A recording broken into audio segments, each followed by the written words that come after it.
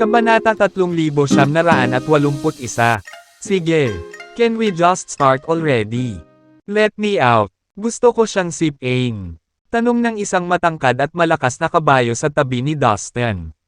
Na itinaas ang likod ng mga binti. Isa ito sa 12 zodiac na hayop. At ang 4 na paa nito ay nakamamatay. Hindi pa. Hahaharapin ko siya. Kayo ang aking mga trompeta. Hindi pa nagsimula ang laban. Hindi ko masyadong maagang ilantad ang aking mga trompeta. Kung hindi, walang saya. Nakangiting sabi ni Dustin. Oo, matalino iyan. Ang pinakamalakas ay dapat palaging huling lumabas upang linisin. Ang mga nilalang na ito ay masyadong mahina para sa akin. Pagmamalaki ng tigre matapos marinig ang sinabi ni Dustin. Sumasang-ayon ako sa iyo. Ang isang makapangyarihang hayop na tulad ko ay hindi maaaring magpakita ng masyadong maaga. Mapapahiya ako niyan. Ang malaking itim na toro ay idinagdag. Hafang. Oo. Alam kong big shot kayo. Lahat kayo. Stop bragging. Sabi ng asong lumalamon sa langit habang kumukunot ang mga labi. Buksan mo ang iyong mga mata at makakita ng malinaw. Kaya kung ilabas silang lahat. Umungal ang malaking itim na toro. Tama na ang pagtatago. Lumabas ka at lumaban. Sa labas, nilapitan ni Elder Vernon ng Annihilation Mountain ang barkong pandigma ng alyansa. Whoosh! Isang itim na machete, na libo-libong talampakan ang haba, ay nagmateryal sa kanyang kamay at patuloy na lumalaki. Ang itim na ambon at malamig na hangin ay kumalat sa buong kawalan. Originally, wala akong planong salakayin ka. Tutal, lahat kayo ay nasa ilalim ko. Pero dahil nagalit kayo sa akin, papatayin ko kayong lahat. Ang itim na machete ay patuloy na lumawak. Kasama ang kanyang katawan. Siya ay lumaki sa isang higanti na halos punan ang kawalan.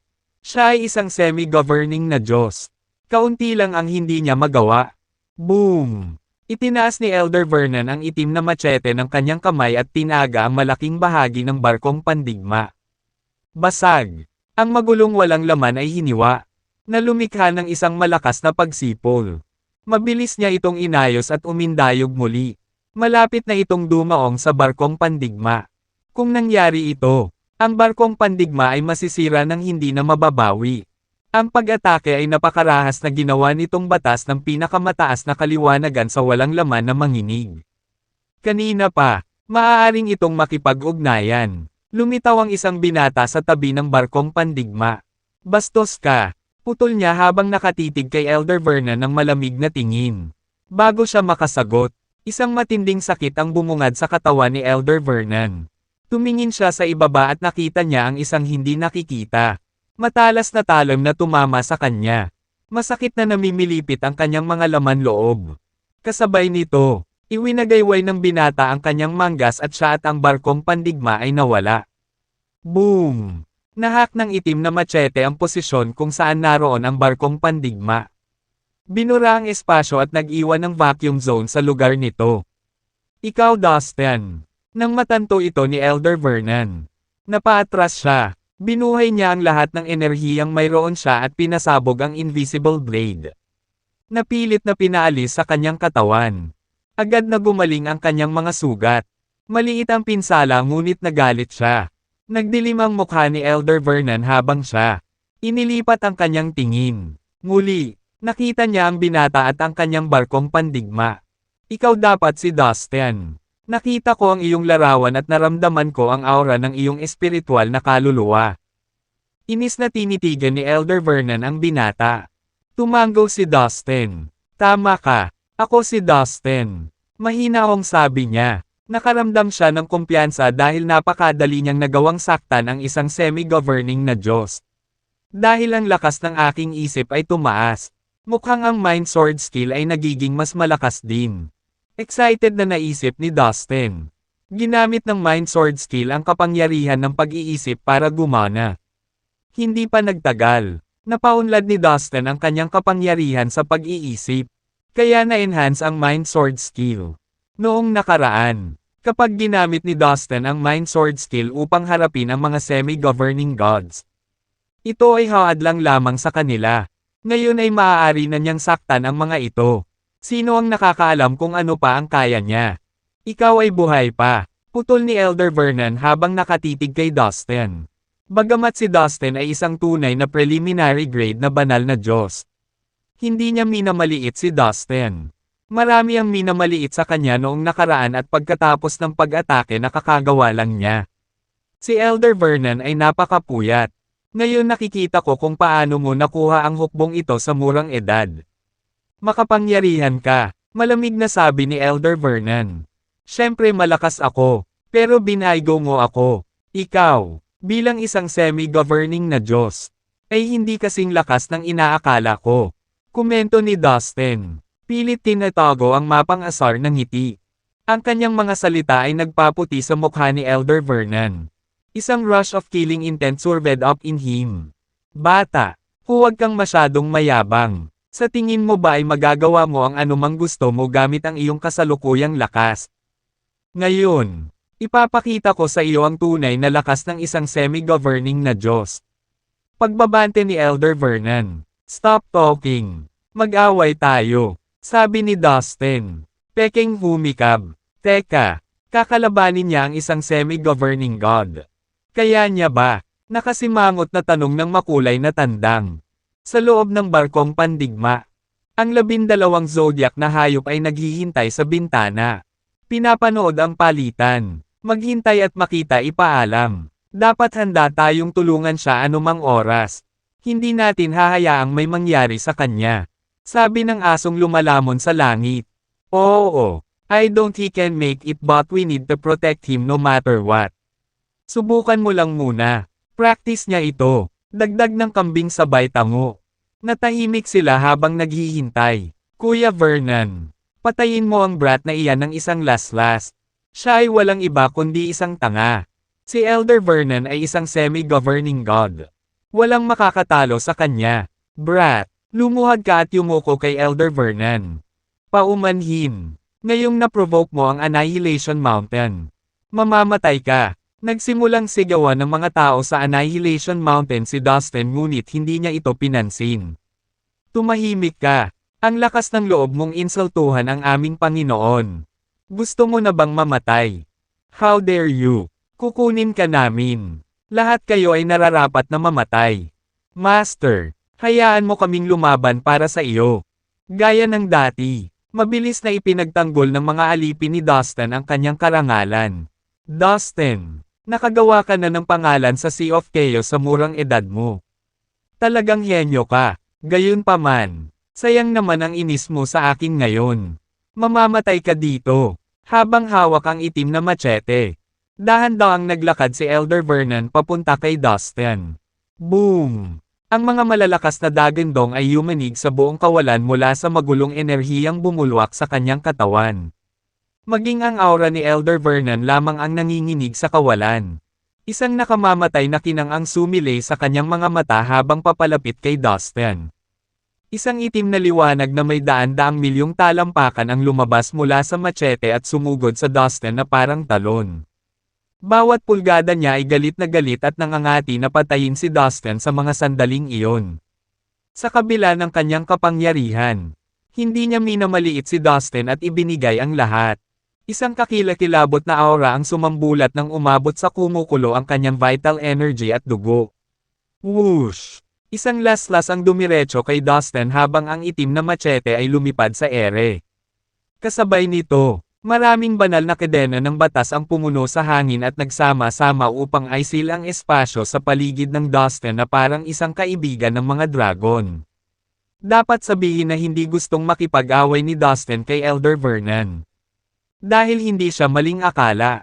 Alam niyang tiyak na hindi siya mapapantayan ni Elder Vernon. Ang pinakamalakas niyang kakayahan ay ang Mind Sword Skill at ang Secret Reincarnation Skill. Whoosh! Sa isang kisap mata, ginamit ni Dustin ang Secret Reincarnation Skill at nawala ng walang bakas. Muli, napigilan niya ang lahat ng pagsisikap ni Elder Vernon. Ang isa sa mga kakaibang quirks ng Secret Reincarnation Skill ay ang pag-teleport nito sa buong espasyo at oras sa parehong oras. Na walang iniwan na bakas. Gaano man kalakas, Mahirap pa ring hanapin si Dustin gamit ang mga pagpipilian na kahulugan. Whoosh! Isang di nakikita ngunit matalas na espada sa isip ang tumusok sa katawan ni Elder Vernon. Ito na naman ang kakaibang pag-atake. Napuno muli ng gulat at galit si Elder Vernon. Sa isang mabilis na galaw, inipon niya ang lahat ng kanyang lakas para tamaan ang espada at pilit itong inialis sa kanyang katawan. Gayunpaman, ang paggawa nito ay humihigpit sa kanyang paglalakad. Sinamantala ang pagkakataong ito. Sumulpot si Dustin sa likuran niya na parang multo. Old bastard! Tingnan mo ito! Angal ni Dustin. Swish! Swish! 12 ng gintong sibat ang sabay-sabay na lumitaw sa kawalan at bumaril kay Elder Vernon. Ito ay isang lihim at hindi kapani-pani walang kapangyarihang kasanayan ng Heaven Metal Race. Humph! Petty skill lang naman. Pagkatapos ng lahat, si Elder Vernon ay isang semi-governing na Diyos na may sensibilidad at reaksyon na walang katulad. Sa isang kisap mata, inilapat niya ang kanyang palad. Gumalaw ang malakas na hangin mula sa kanyang nag-iisang hampas at ang nakasisilaw na palm print ay hamarang sa 12 ng gintong sibat ni Dustin. Daloy pabalik, sigaw ni Dustin. Kaagad, huminto ang oras sa espasyo at nasugatan pabalik. Kahit na ang palad ni Elder Vernon ay nabangga na sa 12 ng gintong sibat. Sa pag-urong ng panahon, ang kanyang palad at ang 12 ng sibat ay tuluyang umatras at naghiwalay. Ito ay isang aplikasyon ng batas ng reincarnation. Ito ay isang hindi kapani-pani walang napakatalino na lihim na kasanayan. Sa Land of Void in the Heaven Beast Valley, nakilala ni Dustin ang isa sa 18 reincarnation guard sa mga libingan ng mga semi-governing gods. Ito ay isang hindi kapani-pani walang stroke ng swerte na nakuha ni Dustin ang lahat ng natutunan ng reincarnation guard sa kanyang buhay. Kabilang sa lahat ng kaalamang iyon ay ang kasanayan sa pagbaliktad ng oras. Ang lihim na reincarnation skill na natutunan ni Dustin noon ay maaari ring baligtarin ang daloy ng panahon. Ang parehong mga lihim na kasanayan ay pantay sa kapangyarihan. Dahil maaaring gamitin ni Dustin ang dalawa, talagang nagawa niyang gawing pabalik ang oras sa isang semi-governing na Diyos. Ang kakayahang magamit ang kamangha-manghang kapangyarihan ay nasa sabik kay Dustin hanggang sa kanyang mga buto. Old bastard! Go to hell! Hindi nabigo si Dustin na samantalahin ang isang pagkakataon at humakbang siya para magbigay ng matigas na suntok sa likod ni Elder Vernon. Sabay-sabay na lumitaw ang 6 na magulong magic treasure sa mga kamao ni Dustin.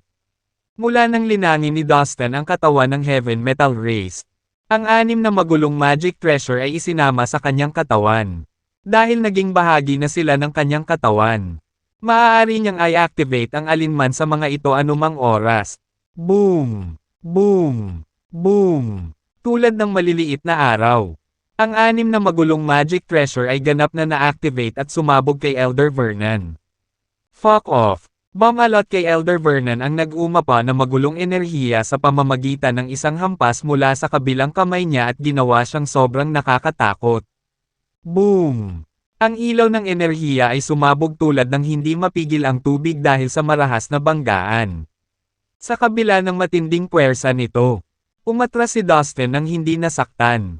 Ito ang unang pagkakataon na nakipaglaban siya sa isang semi-governing god na tulad nito. Sa ngayon, draw pa rin. Nagsilbi itong sapat na patunay na ang kasalukuyang kapangyarihan ng pakikipaglaban ni Dustin ay maaaring katumbas ng isang semi-governing na Diyos. Lampas siya sa inaasahan. Hindi ako makapaniwala na ang kanyang kapangyarihan sa pakikipaglaban ay umabot sa antas na ito. Maging ang asong lumalamon sa langit ay hindi napigil ang mapatulala sa loob ng barkong pandigma. Amazing! Kasing lakas ko ang fighting power niya. Nararapat siyang maging alagad ng ating Panginoon. Naalala ko kung gaano siya kaina noong una siyang pumasok sa Fallen Divine Valley. Kaunting panahon pa lang, pero talagang lumaki na siya sa ganoong antas. Maraming itinuro sa kanya ng amo natin. Bawat isa sa 12 zodiac na hayop ay pinaulanan ng papuri ang lakas ng pakikipaglaban ni Dustin. Imposible. Dustin, saan mo natutunan ang matagal nang nawawalang lihim na kasanayang ito? Hindi man lang sinimulan ni Furry na ilarawan ang nararamdaman ni Elder Vernon. Ang kasakiman at pagkabigla ay nakipagdigma sa loob niya sa harap ng Mind Sword skill. Ang Secret Reincarnation skill. At ang Time Reversal skill. Dustin, kung handa kang ibigay sa akin ang mga lihim na kasanayang iyon, kukunin na kitang alagad. Mula ngayon, walang sino man sa Sea of Chaos ang maglalakas loob na ay bully ka. Tsaka marami na akong naipon na yaman sa buhay ko. Maaari ko itong ipasa sa iyo sa hinaharap. Ano sa tingin mo? Alok ni Elder Vernon. Haha, matandang bastard. Sa tingin mo ba ako ay tulala? Ang mga lihim na kasanayan na pinagkadalubhasaan ko ay mas mahusay kaysa sa anumang natutunan mo. Kailangan kong maging tanga para kunin ka bilang aking Panginoon. Kwalipikado ka pa bang maging Panginoon ko? At saka, walang nang ahas na ay bully ako sa Sea of Chaos ngayon pa rin. Bakit kailangan kong maging disipulo mo? Ngumisi si Dustin. Pumunta ka sa impyerno. Sumirit si Elder Vernon at sinampal ng kaliwang palad si Dustin. Ang libo-libong banal na kadena ng batas ay sumabog mula sa kanyang palad at naging isang hala sa pagtatangkang bitag si Dustin. Boom! Bumulwak ang walang katapusang itim na hamog mula sa kanyang kanang palad at agad nitong nilamon ang isang malaking espasyo. Wala ni Katie na liwanag ang naiwan sa loob ng hamog. Tanging kadiliman. Natakpan ng napakatinding itim na fog ang buong lugar. Tinatakpan ang paningin at unti-unting pakiramdam.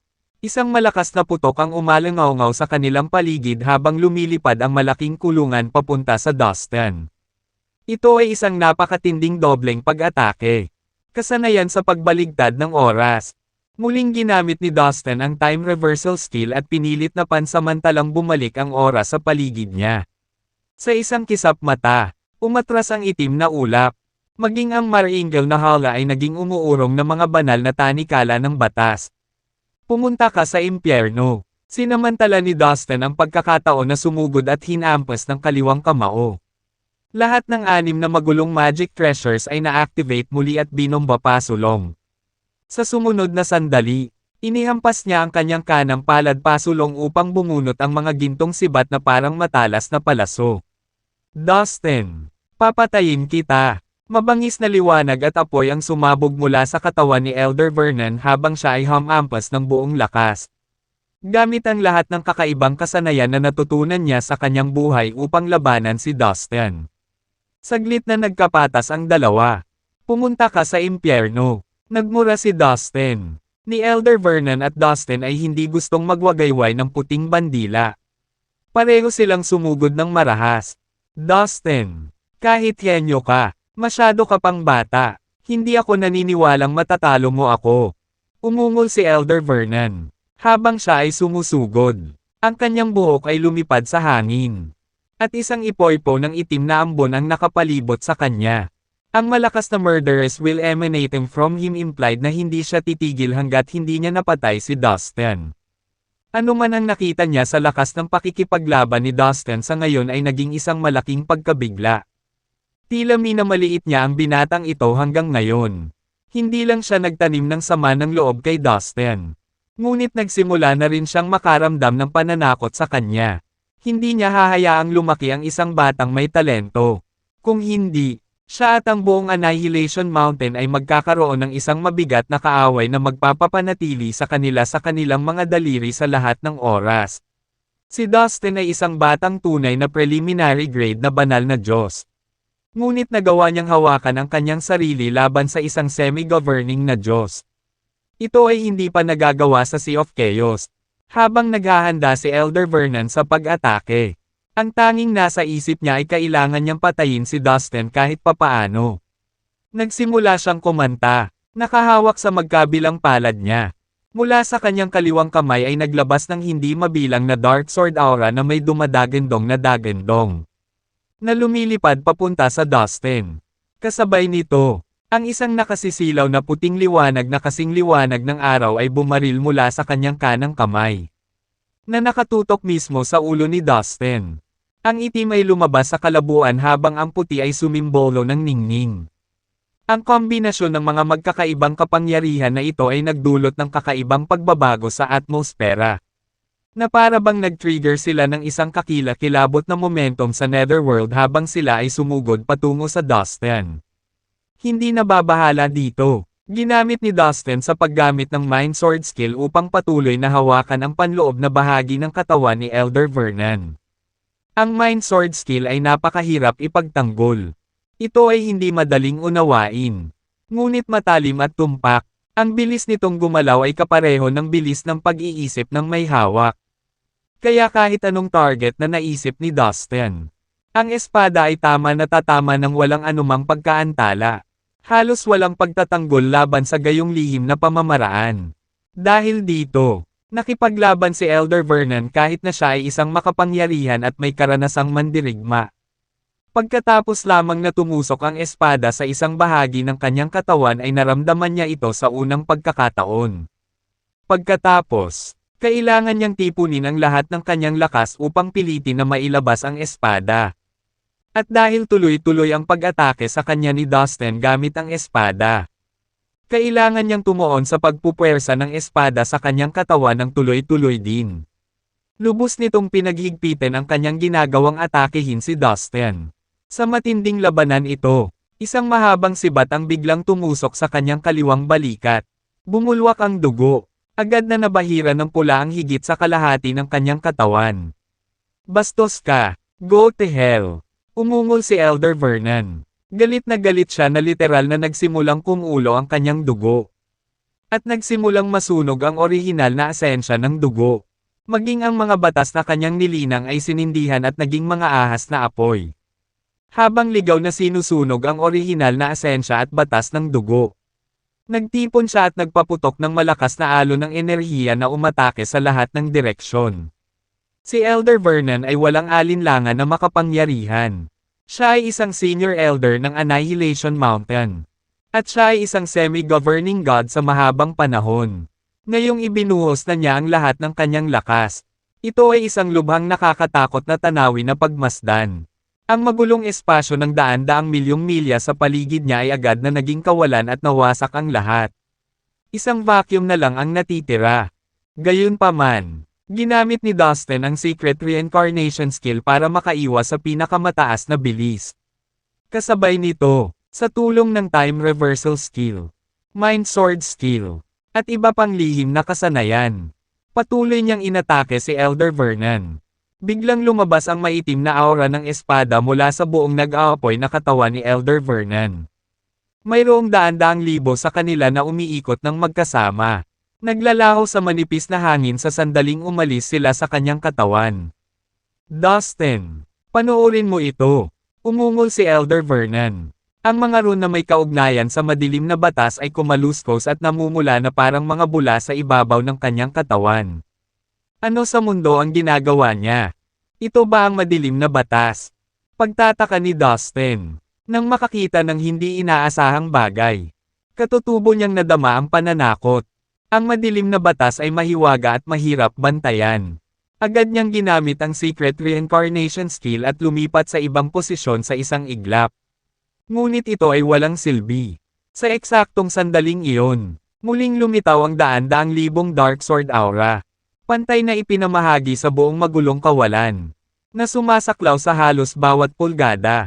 Kahit saan man sinubukang lumipat ni Dustin, hindi siya makatakas, nahuli siya sa kawalan. Natagpuan niya ang kanyang sarili na sinaksak ng higit sa 100 Dark Sword Aura. Ilang dagwang sugat ang lumitaw sa kanyang katawan. Ang masama pa, ang mga bahagi ng kanyang katawan na natusok ng Dark Sword Aura ay mahalaga. Kahit sino pa ay masusumpungan ang kanilang sarili sa bingit ng kamatayan pagkatapos magtamo ng ganoong pinsala. Gayunpaman, mayroon si Dustin ng chaotic heaven body at katawan ng heaven metal race. Sa isang iglap, gumaling ang kanyang mga sugat. At gayunpaman, nangyari ang isang bagay na hindi pa niya nakatagpo. Ano? May ilang mga madilim na batas na natitira sa aking katawan. At sinisira nila ako mula sa loob. Gulat niyang naisip, bagamat nabura na ang mga aura ng espada sa kanyang katawan. Mas mahirap alisin ang mga madilim na batas. Sa kanyang isip, isinaaktibo ni Dustin ang batas ng reincarnation upang salakayin ang natitirang mga madilim na batas sa kanyang katawan. Pagkaraan ng ilang sandali, sa wakas ay naalis na sila ng walang bakas.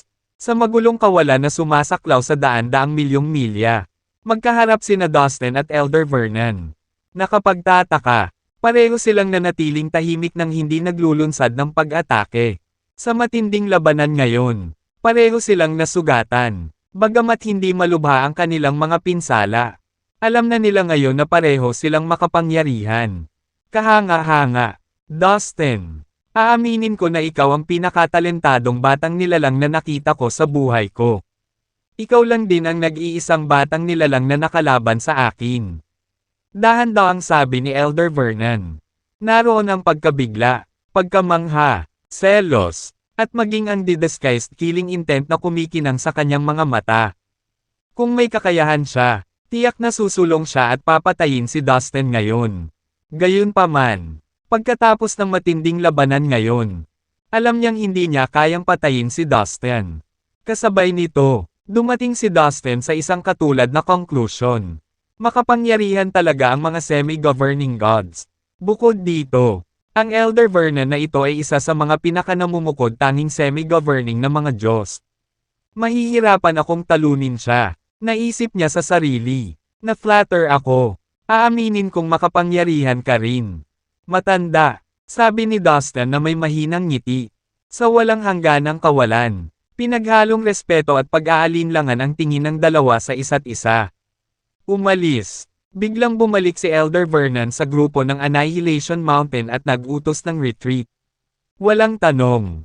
Agad na umalis ang mga tao sa Annihilation Mountain. Dustin, gusto mo bang pigilan natin ang matandang iyon?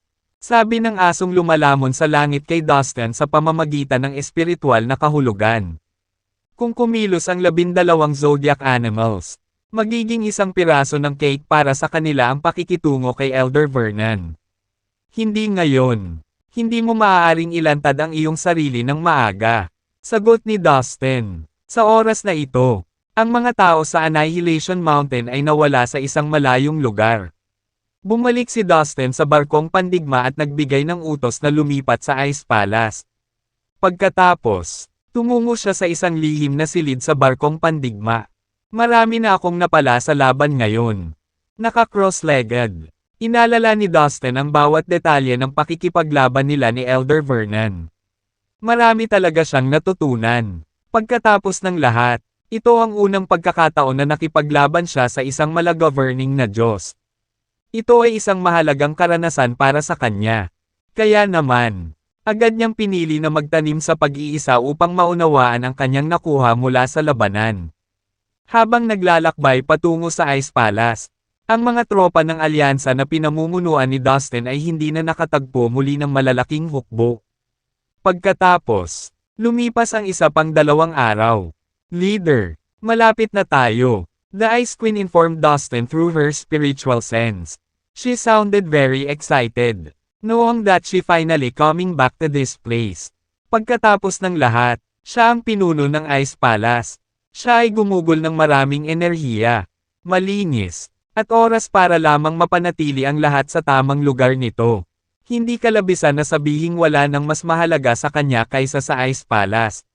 Gayunpaman, ang pinakamahalagang bagay na iyon ay pilit na kinuha sa kanya ng Beast City. Wala nang makakapagpasaya sa kanya kaysa malaman na sa wakas ay makakabalik na siya at mabawi ang nararapat sa kanya. Kaya, inaabangan niya ang sandaling ito at hindi na makapaghintay sa kanilang tagumpay. Don't worry too much. Siguradong babawiin natin ang Ice Palace. Alam ni Dustin na medyo mag-aalala ang Ice Queen na bawiin ang Ice Palace. Kaya mariin niya itong tiniyak. Alam ko, dahil personal kang pumunta rito. Hindi magiging problema ang pagbabalik nito. Sagot ni Ice Queen na may mahinang ngiti. Hindi nagtagal. Nasaksihan niya kung paano nilalabanan ni Dustin ang semi-governing god mula sa Annihilation Mountain. Nang makita ang hindi kapani-paniwalang lakas ni Dustin, naniwala siya sa kung ano pa ang magagawa niya. Haha! Sa totoo lang hindi ko na kailangang sumali sa labanan sa pagkakataong ito. Sabi ni Dustin, mayroon akong mahigit 20,000 banal na alipin ng Diyos na makikinig sa bawat utos ko. Kahit na ang alyansa lamang ay binubuo ng 10,000 makapangyarihang Diyos na mga Diyos. Narinig ko na ang lahi ng hayop ay mayroon lamang isang hukbo na nakatalaga sa Ice Palace. Ang pagkakaroon muli ng kontrol dito ay magiging isang laro ng bata. Naisip niya sa sarili, Master, nakikita na natin ang Ice Palace. Mayroong isang malaking grupo ng mga tao mula sa lahi ng hayop na nagpapatrolya sa unahan namin. Ano pong order nyo? Isa sa mga banal na alipin ng Diyos ni Dustin ang nag-ulat habang siya ay nag-scout sa lugar. Break into the Ice Palace straight away. There's no need for any sneak attacks. Walang pag-aalinlangan. Nagbigay ng hudyat si Dustin sa kanyang mga tauhan na ilunsad ang pag-atake sa Ice Palace. Sa sandaling inilabas niya ang kanyang utos. Ang mga banal na Diyos ay nagmadaling lumabas sa mga barkong pandigma. Nagsiksikan sila sa espasyo sa isang iglap. Ang mga tao ng lahi ng hayop na nagpapatrolya sa lugar ay nagulat nang makita nila ang isang malaking hukbo na paparating sa kanila. Sino ka? Ito ang teritoryo ng Beast City. Walang sino mang pinapayagang makalampas sa puntong ito nang walang pahintulot. Kung hindi ka titigil ngayon, idedeklara ka bilang mga kaaway ng Beast City. Sigaw ng isang tunay na preliminary grade na divine god mula sa lahi ng hayop. Na mahigpit na nagbabala sa paparating na hukbo. Shut the hell up, masyado kang magsalita. Tinamaan siya ng isa sa tunay na premium grade na banal na Diyos ni Dustin mula sa malayo. Nabigong makaiwas dito. Ang kawawang tunay na preliminary grade na banal na Diyos ay sumabog kaagad. Bago pa niya napagtanto ang nangyari. Durog na siya sa kamatayan. Pagkatapos ng lahat, ito ay isang piraso ng cake para sa isang tunay na premium grade na banal na Diyos upang alisin ang isang preliminary grade na banal na Diyos sa isang suntok. Huwag mong patayin ang kanilang mga banal na Diyos. Magagamit pa rin sila sa akin. Paalala ni Dustin sa kanyang mga alipin at kalyadong hukbo habang pinapanood niya ang pagkamatay ng tunay na preliminary grade na banal na Diyos. Alam ni Dustin na ang mga banal na Diyos ng lahi ng hayop ay maaaring maging isang pag-aari sa kanya kung maaari niyang gawing mga alipin ang mga ito at ibigay ang mga ito sa kanyang pagtatapon. Ito ay magiging isang kabuoang pag-aaksaya para lamang hayaan silang patayin ng hindi kinakailangan. Nang mapansin ang kaguluhang nangyayari sa labas, maraming grupo ng mga magsasaka mula sa Beast City ang nagmadaling lumabas ng Ice Palace. Karamihan sa kanila ay miyembro ng lahi ng hayop, habang ang ilan ay mula sa ibang puwersa na sumuko sa lahi ng hayop. How dare you just barge into our territory? Identify yourselves. Hindi mo ba alam na gumagawa ka ng kalaban sa Beast City? Sa wakas ay nagpakita at umungal ang isang tunay na premium grade na banal na Diyos nang makita niyang binubugbog ang kanyang kasama. Humph! Anong sinabi mo? Kailan naging teritoryo mo ang lugar na ito? Ikaw na grupo ng mga barbaric scum. Magbabayad ka sa ginawa mo. Babawiin natin ang Ice Palace ngayon. Mariing deklara ng Ice Queen. Kaagad pagkatapos, siya at ang mga nakatataas na miyembro ng Ice Palace ay umakay sa hukbo ng Beast City. Hindi na kailangang mag-aksaya ng oras sa pakikipagtalo sa mga halimaw na ito. Let's break in just as our master order. Ang mga banal na alipin ng Diyos ni Dustin ay hindi rin interesado sa walang kabuluhang pag-uusap. Sila ay sumugod patungo sa kalaban at nagsimulang makipaglaban at pigilan ang mga kalaban. Habang sumisigaw sa sigaw ng labanan sa tuktok ng kanilang mga baga. Ang mga banal na alipin ng Diyos ni Dustin at ang mga banal na Diyos ng Alyansa ay sumugod patungo sa Ice Palace sa mataas na espiritu. Sa likod nila, may mas marami pang miyembro ng alyansa na umaarangkada. Sa kasalukuyan, ang bilang ng mga banal na Diyos sa alyansa ay umabot sa higit sa 10,000. Bukod sa kanila, mayroong hindi bababa sa 1 bilyong nilalang, na nasa o ibaba ng Divine Realm.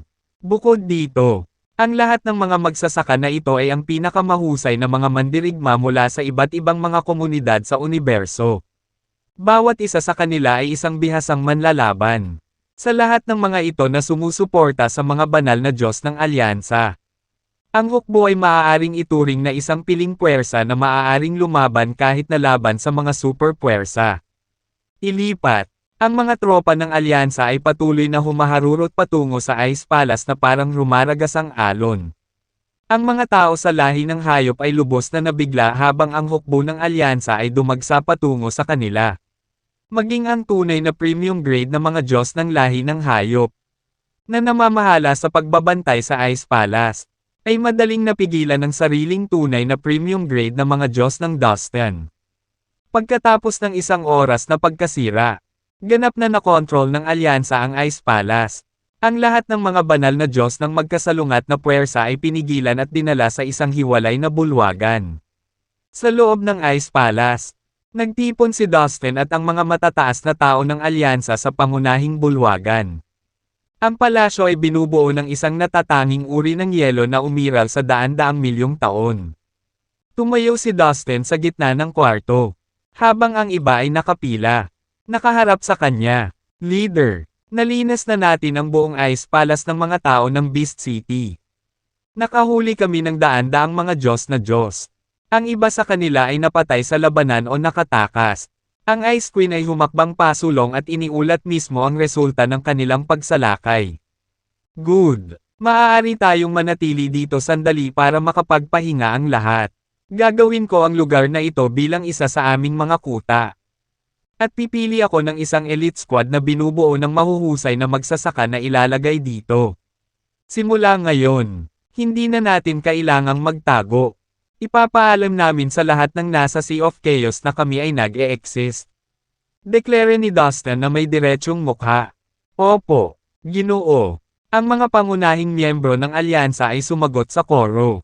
Nakinikilig sa kung ano ang maaaring mangyari sa susunod.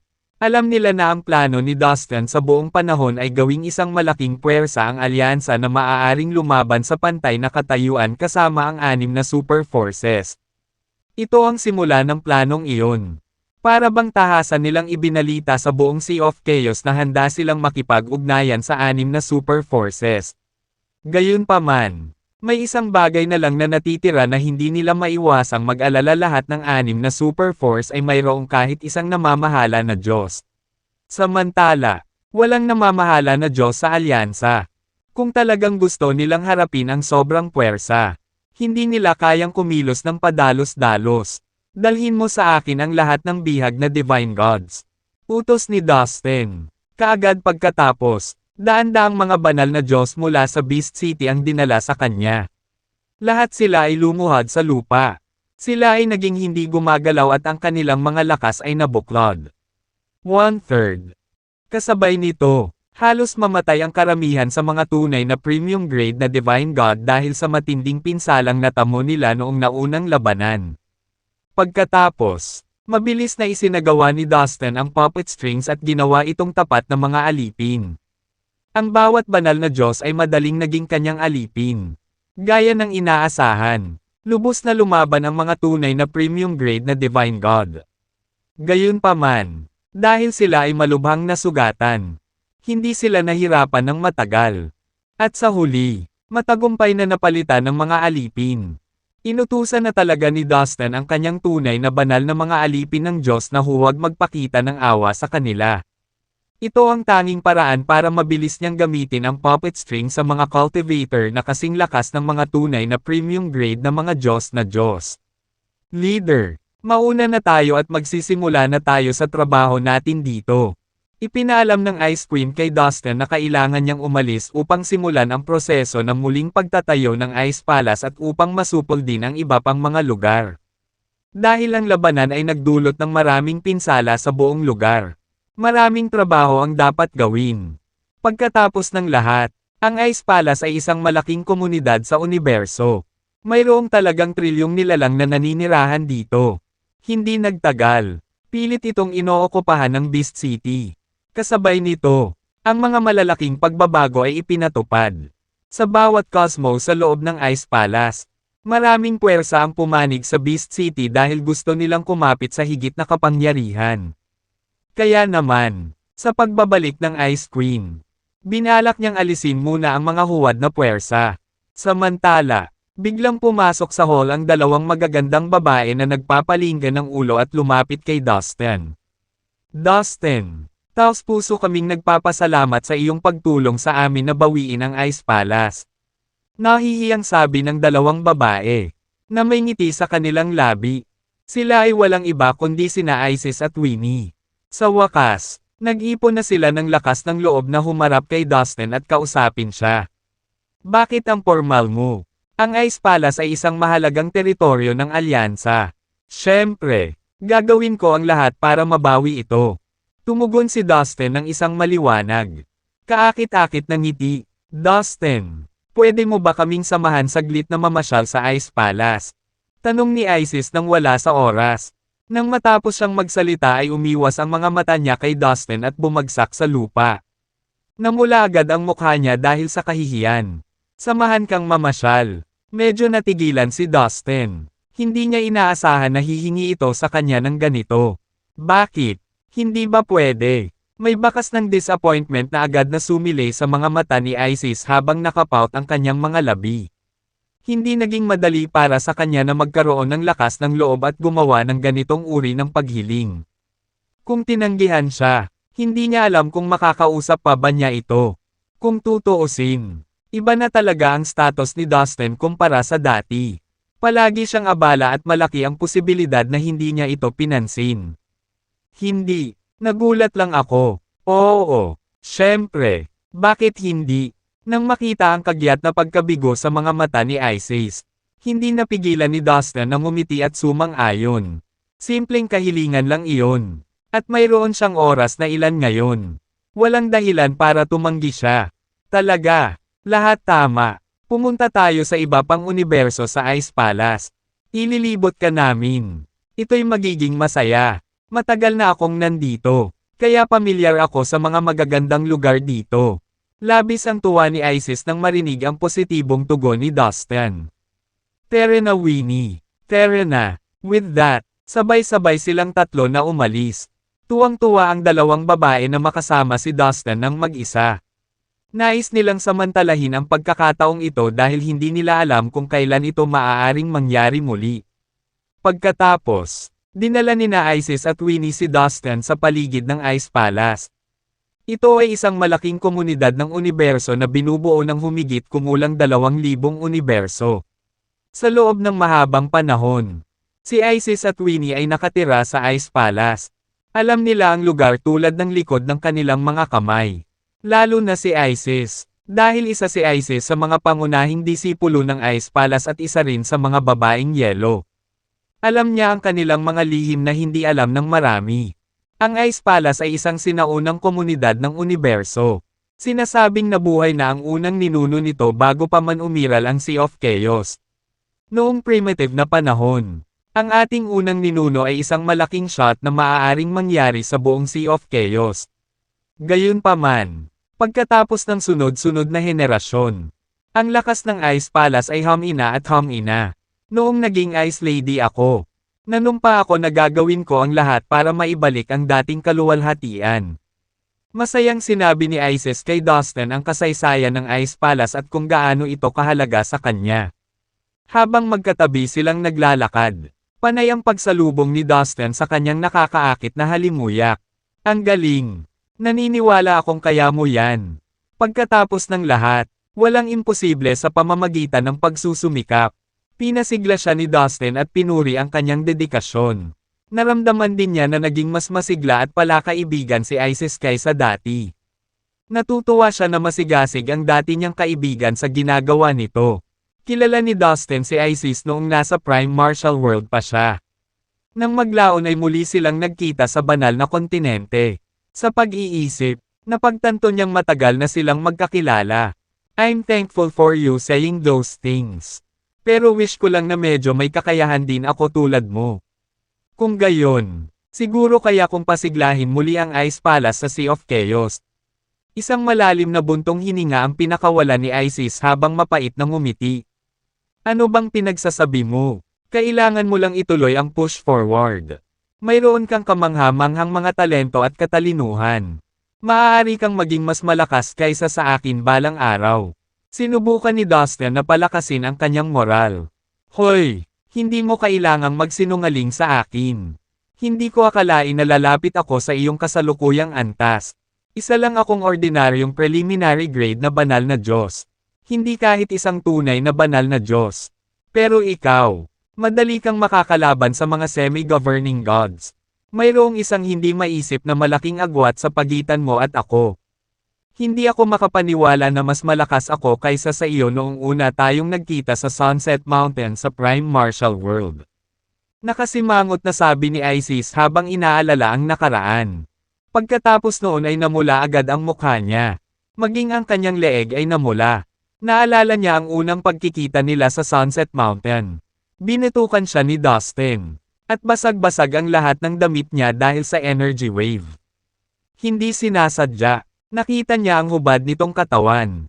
Kasabay nito, inalala rin ni Dustin ang nangyari nang makilala niya si Isis sa unang pagkakataon. Siyempre, naaalala pa rin niya ang nakakahiyang eksenang iyon. Noon, medyo impulsive pa siya. Hindi napigilan ni Dustin na mapangiti nang marealize niya kung gaano din siya pinagbago. Gayunpaman, nang mapansin ni Isis ang ngiti sa mukha ni Dustin. Iba ang tingin niya rito. Tiyak na iniisip ng lalaking ito ang oras na iyon. Ayaw ko. Naiinis pa rin siya sa tuwing naaalala niya iyon. Ngunit kakaiba. Isang kakaibang pakiramdam ang bumangon mula sa kanyang puso. Matagal na niyang alam na may malalim siyang nararamdaman para kay Dustin. Kaya naman, nang maalala niya ang nakaraan, hindi niya maiwasang makaramdam ng init sa kanyang puso. Habang nag-uusap ang dalawa sa daan.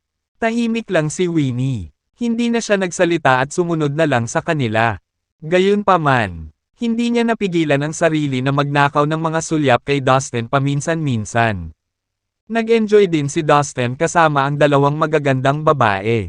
Itinuring niya ito bilang isang malaking kasiyahan na samahan sila, na nagsilbing kanyang mga gabay upang maging mas pamilyar sa komunidad ng universo.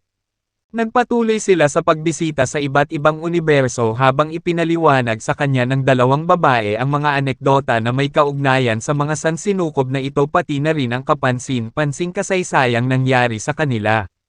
Iyan ay kakaiba. Ang universo na ito ay naiiba sa iba na nakita na natin. Walang batas ng yelo sa lahat. Ngunit ang isang rich sword aura ay medyo maliwanag. Paano ito bahagi ng Ice Palace? Ano itong universo? Isang partikular na universo ang nakakuha ng atensyon ni Dustin. Talagang mayroon itong mabangis na kapaligiran, na sinamahan ng malaking halaga ng aura ng espada na ibinubugan nito. Kasabay nito, nagbigay ito ng isang sinaunang at may batik-batik na uri ng pakiramdam. Nang ilabas ni Dustin ang kanyang espiritual na pakiramdam, nagulat siya na nakita niya ang ilang hindi malinaw na mga anino ng mga cultivator ng espada na naglalakad sa mabituing kalangitan. Nakakagulat, ang mga cultivator ng espada na ito ay mga tanda ng oras lamang. Ngunit naglabas pa rin sila ng napakalaking layunin ng espada. Habang inspeksyong mabuti ni Dustin, nakita niya ang mga kakaibang guhit ng aura ng espada. Tulad ng isang grupo ng mga isda na masiglang lumalangoy sa malalim na dagat. Lumulutang at gumagala sa mabituing kalangitan ng universo. Wait, hindi ko akalain na nakita ko na ito dati. Walang kakaiba sa mga aura ng espada na ito. Nagningning ang mga mata ni Dustin sa kanyang nakita. Habang itinuon niya ang kanyang espiritual na kahulugan sa mga aura ng espada. Napansin niya na ang bawat isa sa kanila ay naglalaman ng pinakamataas na kakayahan sa lahat ng bagay. Mayroong lahat ng uri ng mga galaw ng espada. At ang mamamatay tao na kalooban na taglay nila ay hindi kapani-pani walang malakas. Kahit na siya mismo ay isang makapangyarihang swordmaster. Natagpuan ni Dustin na ang mga sword aura na ito ay hindi magagapi. Kumpleto ang lahat. Naglalaman sila ng mga pangunawa, katotohanan, at maging ang mga lihim ng paggalaw ng espada. Ang sansinukob na ito ay parang isang paraiso para sa mga nagsasaka ng espada. Ang sinumang eskrimador na maglilinang dito ay tiyak na gagawa ng mahusay na pag-unlad sa kanilang mga kasanayan. Patuloy na nabigla si Dustin sa eksena. Sa katunayan, nakita niya ang ilang eskrimador na nakaupo at nagmumuni-muni sa mabituing kalangitan ng universo. Sinusubukan ng kanilang makakaya upang maunawaan ang iba't ibang kasanayan sa espada sa kanilang paligid. Alam ni Dustin na ang pangunahing mga pamana ng Ice Palace ay ang mga pamamaraan ng paglilinang na may kaugnayan sa batas ng yelo. Gayunpaman, napagtanto niya na maraming mga nilalang din ang nagsasanay ng iba pang mga uri ng pamamaraan ng paglilinang. Tulad ng espada, ito ang Ice Sword World. Ito ay talagang isang napaka-espesyal na mundo sa loob ng Ice Palace. Gaya ng napansin mo, iba ito sa ibang mga mundo at universo dito. Hindi daw sa Ice Palace ang mundong ito sa simula. Ngunit pagkatapos ay isang magsasaka, na bihasa sa espada, ay gumamit ng isang lihim na pamamaraan upang dalhin ito dito hindi mabilang na taon na ang nakalilipas. Sa makatuwid, kahit na ito ay nasa loob ng Ice Palace, walang batas ng yelo sa loob nito. Sa halip, ito lang ang lugar na puno ng malakas na aura ng espada. Ipinakilala ni Isis ang universo nang makitang interesado si Dustin dito. Oh, nakikita ko. Kaya, mayroong isang natatanging alamat tungkol dito. Sabi ni Dustin habang nakatutok pa rin ang mga mata sa Ice Sword Cosmos. Oo, ang cultivator daw na nagdala ng Ice Sword World dito ay talagang may relasyon sa pinuno ng Ice Palace noon. Gayunpaman, hindi nagtagal pagkatapos niyang ilipat ang Ice Sword World sa Ice Palace. Namatay siya dahil sa malubhang pinsala. Dahil doon, labis na nanlumo ang pinuno na ipinasa niya ang kanyang posisyon sa isang pinagkakatiwalaang Ice Lady. At pagkatapos noon, nawala siya at wala nang nakita sa kanya. Ang lahat ng ito ay nakatala sa mga aklat ng kasaysayan ng Ice Palace. Idinagdag ni Isis, I see. Nakakalungkot na kwento yan. Ngunit ang mundong ito ay talagang kaakit-akit. Napakaraming espiritual na marka ng kaluluwa ang iniwan ng ilang eskrimador sa loob. Hindi ko maisip kung gaano karaming makapangyarihang masters ng espada ang naninirahan dito. Sabi ni Dustin. Pagkatapos, biglang pinaikit ni Dustin ang kanyang mga mata at tumingin sa kaibuturan ng universo. Ano yun? Alam mo rin ba kung ano yun? Totoo ba iyan? Ito ay isang gusali na puro gawa sa aura ng espada. Hindi napigilan ni Dustin na mapasigaw. Nabighani na siya sa atmosphere ng mundo. Pero nakita niya talaga ang isang napakalaking gusali na walang iba kundi ang Sword Aura. Nakakita ka ba ng isang gusaling gawa sa Sword Aura? Napasigaw din sina Isis at Winnie nang marinig nila ang sinabi ni Dustin. Dustin, don't tell us na makikita mo ang legendary Sword Shrine. Hindi makapaniwalang tumingin si Isis kay Dustin. Ano? Isang dambana. Natatarantang tanong ni Dustin. Ang hugis espada na gusali ay naglabas ng isang nagbabantang aura na nagdulot ng panginginig sa gulugad ng lahat. Ang bawat brick at tile ay gawa sa mga beam ng sword aura na magkakaugnay sa isa't isa. Ang mga aura na ito ay tila buhay. Nanginginig habang sila ay lumipat mula sa isang lugar patungo sa isa pa. Ang kakatwa. Ang buong gusali ay tila isang buhay na bagay din. Ang bawat aura ng espada ay kumakalat at naglalabas ng kakaibang enerhiya na nagpapatayo sa mga balahibo ng mga tao sa takot. Tila imposibleng sirain ang pananampalataya ng espada. Habang nakikita ni Dustin ang gusali, naramdaman niya na ang patuloy na kumikislap sa aura ng espada ay nagpakawala ng ayaw at malungkot na iyak. Revenge! Revenge! Kailangan kong maghiganti. Ang mga boses ay puno ng galit at desperasyon. Nasira at nabasag pa ang espasyo sa paligid ng gusali. Maikling inilarawan ni Dustin ang hitsura ng gusali kina Isis at Winnie. Oo, ito talaga ang dambana. Hindi ko inaasahan na makikita mo ito. Dustin, malaki ang posibilidad na ikaw ang napili. Naiwan sina Isis at parehong Winnie na nakabukas ang bibig habang hindi makapaniwalang nakilala kay Dustin. Yung napili, anong ibig mong sabihin? Sabi na tanong ni Dustin. Sinasabi na bago mamatay ang Swordmaster na iyon. Iniwan niya ang kanyang cultivation base ng swordsmanship sa Ice Sword World. At ang napili lamang ang makakahanap nito. Ayon sa huling salita ng Swordmaster, dapat mahanap ng napili ang shrine bago niya makuha ang swordsmanship ng Master. At sinasabi ng mga alamat na mahahanap mo iyon doon. Masusing paliwanag ni Isis. Isa siyang Ice Lady. Kaya marami siyang alam na sikreto ng Ice Palace. Nagkaroon ng hindi mabilang na mga cultivator ng espada ng ating Ice Palace na nag-alay ng kanilang buhay upang hanapin ang templong ito at makuha ang swordsmanship ng Swordmaster na iyon. Gayunpaman, ang bawat isa ay nabigo na makahanap ng anuman. Pagkatapos, marami sa kanila ang nagsimulang magduda kung totoo nga ba ang alamat. Ngunit narito ka, natuklasan mo ang dambana sa sandaling dumating ka. Nagulat si Isis. Nakita ko, mukhang nasa tabi ko ang swerte. Isang ngiti ang pinakawala ni Dustin. Ipinagpalagay niya na hindi niya nahanap ito dahil madali niyang piliin ang pakiramdam ay halos kasing lakas ng isang semi-governing na Diyos. Bukod dito, sigurado siyang mas magaling siya sa swordsmanship kaysa sa lahat ng sword cultivator ng Ice Palace. Iyon ang dahilan kung bakit nabigo ang lahat mula sa Ice Palace na mahanap ang lugar. Samantala, natuklasan niya ito nang hindi man lang sinubukan. Dustin, ngayon hinahanap mo na ang dambana. Bilisan mo at pumunta doon. Kung pasukin mo ito, malamang na makukuha mo ang panghabang buhay na cultivation base ng nasabing Swordmaster. Excited na udyok ni Isis sa kanya. Lahat tama, dahil ako ang napili. Papasok ako at susubukan ko. Napukaw ang interes ni Dustin. Sabik siyang humakbang patungo sa dambana. Makalipas ang ilang hakbang ay nakarating na siya sa gate ng building. Sumunod sa kanya sina Isis at Winnie sa likod. Oo naman. Ito mismo ang dambana na nakatala sa mga aklat sa Ice Palace. Sabi ng dalawang babae habang nakatitig sa istruktura sa unang pagkakataon. Hindi ko inaasahan na totoo. Nakatayo ito sa harap natin. Parehong tuwang-tuwa sina Isis at Winnie. Pumasok tayo sa loob at tingnan natin. Mungkahi ni Dustin habang naglalakad patungo sa gate. Sinundan siya nina Isis at Winnie. Habang papasok na sila sa loob, may hindi inaasahang pangyayari. Swish! Swish! Swish!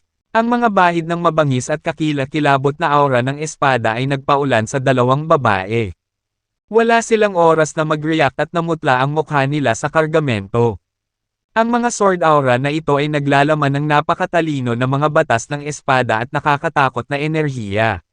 Na isang bagay na hindi nila kayang labanan. Ni hindi nila maiangat ang isang daliri sa ilalim ng presyon. Tinatakan na sila ng mga aura bago pa nila alam kung ano ang nangyayari. Tingnan mo, gamit ang isang wave ng kanyang mangas. Ginamit ni Dustin ang secret reincarnation skill at dinala ang dalawa palayo sa templo. Dustin, tayong dalawa lang ang umaatake ng mga aura ng espada na yan. Hindi ikaw. Ikaw lang yata ang gustong pumasok ng building na ito. Kaya mas mabuting manatili na lang tayo sa labas. Ayokong maabala ka sa pag-aalaga sa amin. Pwede kang pumasok mag-isa. Sabi ni Isis kay Dustin. Tumango si Winnie bilang pagsang-ayon.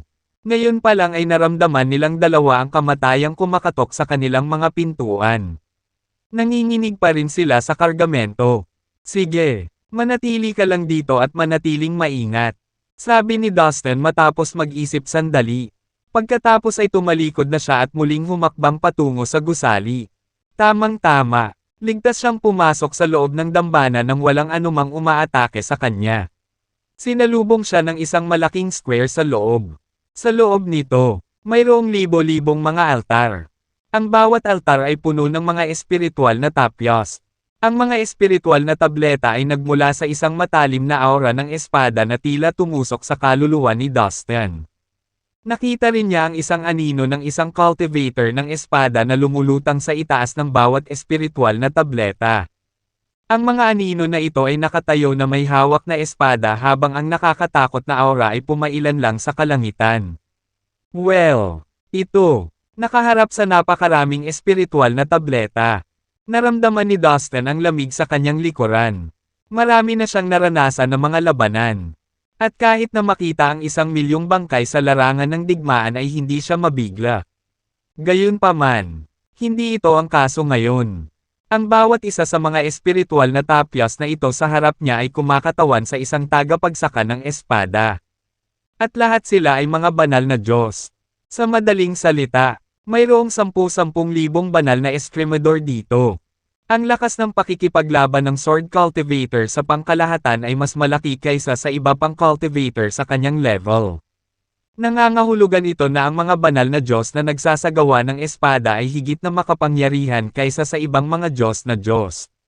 Ang pagkakita sa 10,000 banal na Escrimador na namatay dito ay nabigla sa kaibuturan ni Dustin. Oh, may mga salita sa bawat-bawat na plato.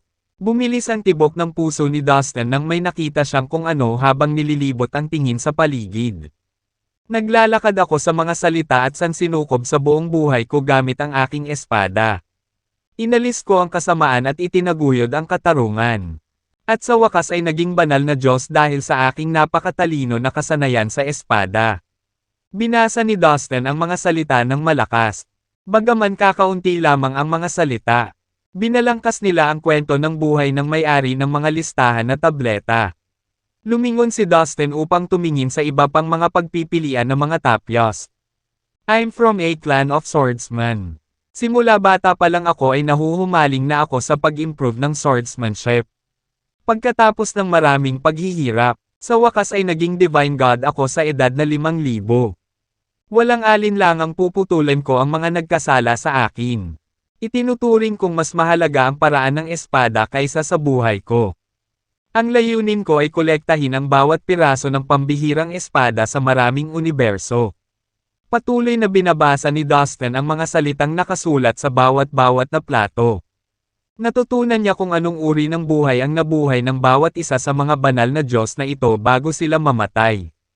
Ano? May isang altar sa gitna.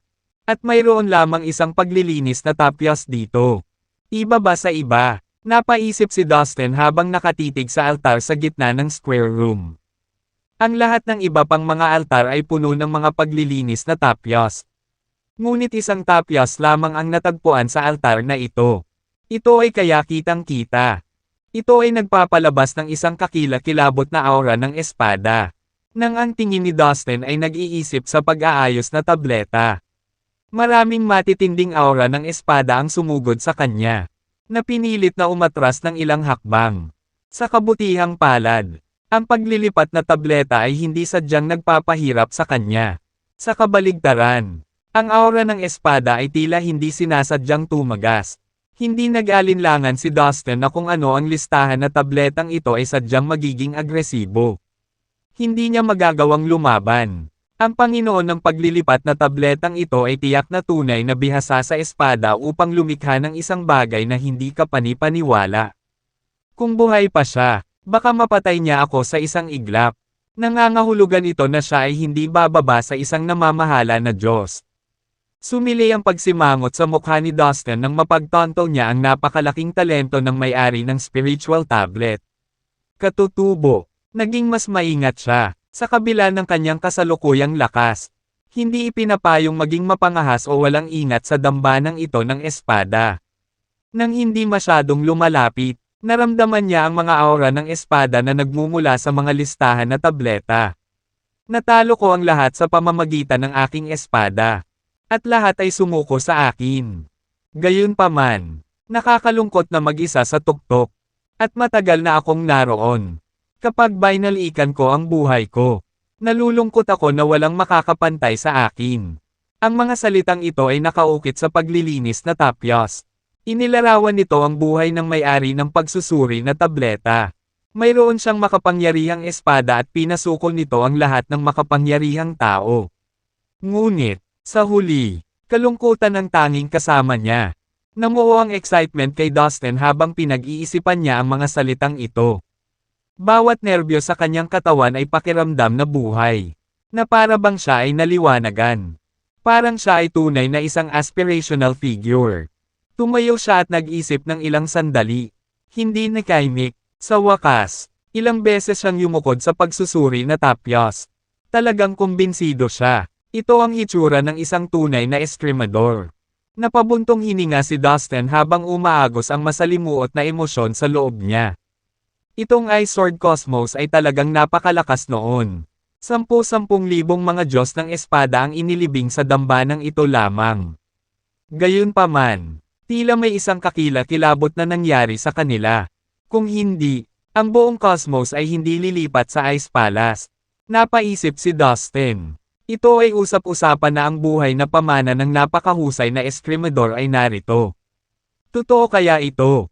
Ngayong narito na ako, maaari kong subukang hanapin ito. Lumingalinga si Dustin sa paligid habang inilalabas niya ang kanyang mga katangian para tulungan siyang maghanap. Sa sandaling ito, isang tinig ang umalangaw-ngaw sa templo. Binata, magsasaka ka rin ng espada. Mukhang dinala ka rito ng tadhana. Mayabang at walang pakialam ang boses.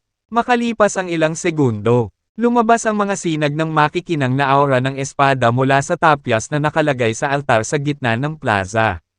Ang mga aura ng espada na ito ay nag-intertwined at dahan-daang bumuo ng isang nakasisilaw na figure. Isa itong matangkad at mapagmataas na nasa katanghaliang gulang na lalaki na may matalas na mata. Isang nakakatakot na aura na nangingibabaw at nananakot sa lahat ang pinakawalan mula sa katawan ng nasa katanghaliang gulang na ito. Para bang sa casual na pagtayo lang niya ay naging sentro na siya ng atensyon. Sir! Bulong ni Dustin habang bumalot sa kanya ang pagkamangha at pagtataka. Saglit na tinitigan ng middle-aged na lalaki si Dustin bago kumaway sa kanya. Swish! Swish! Swish! Biglang lumabas sa katawan ni Dustin ang mga guhit ng sword aura.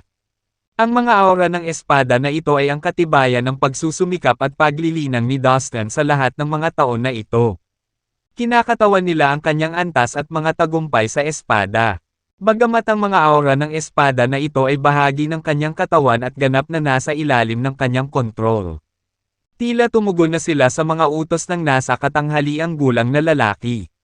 Sa isang iglap, ang umaalon na aura ng espada ay nasuspine sa pagitan ni Dustin at ng nasa katanghaliang gulang na lalaki at pinutol ang espasyo.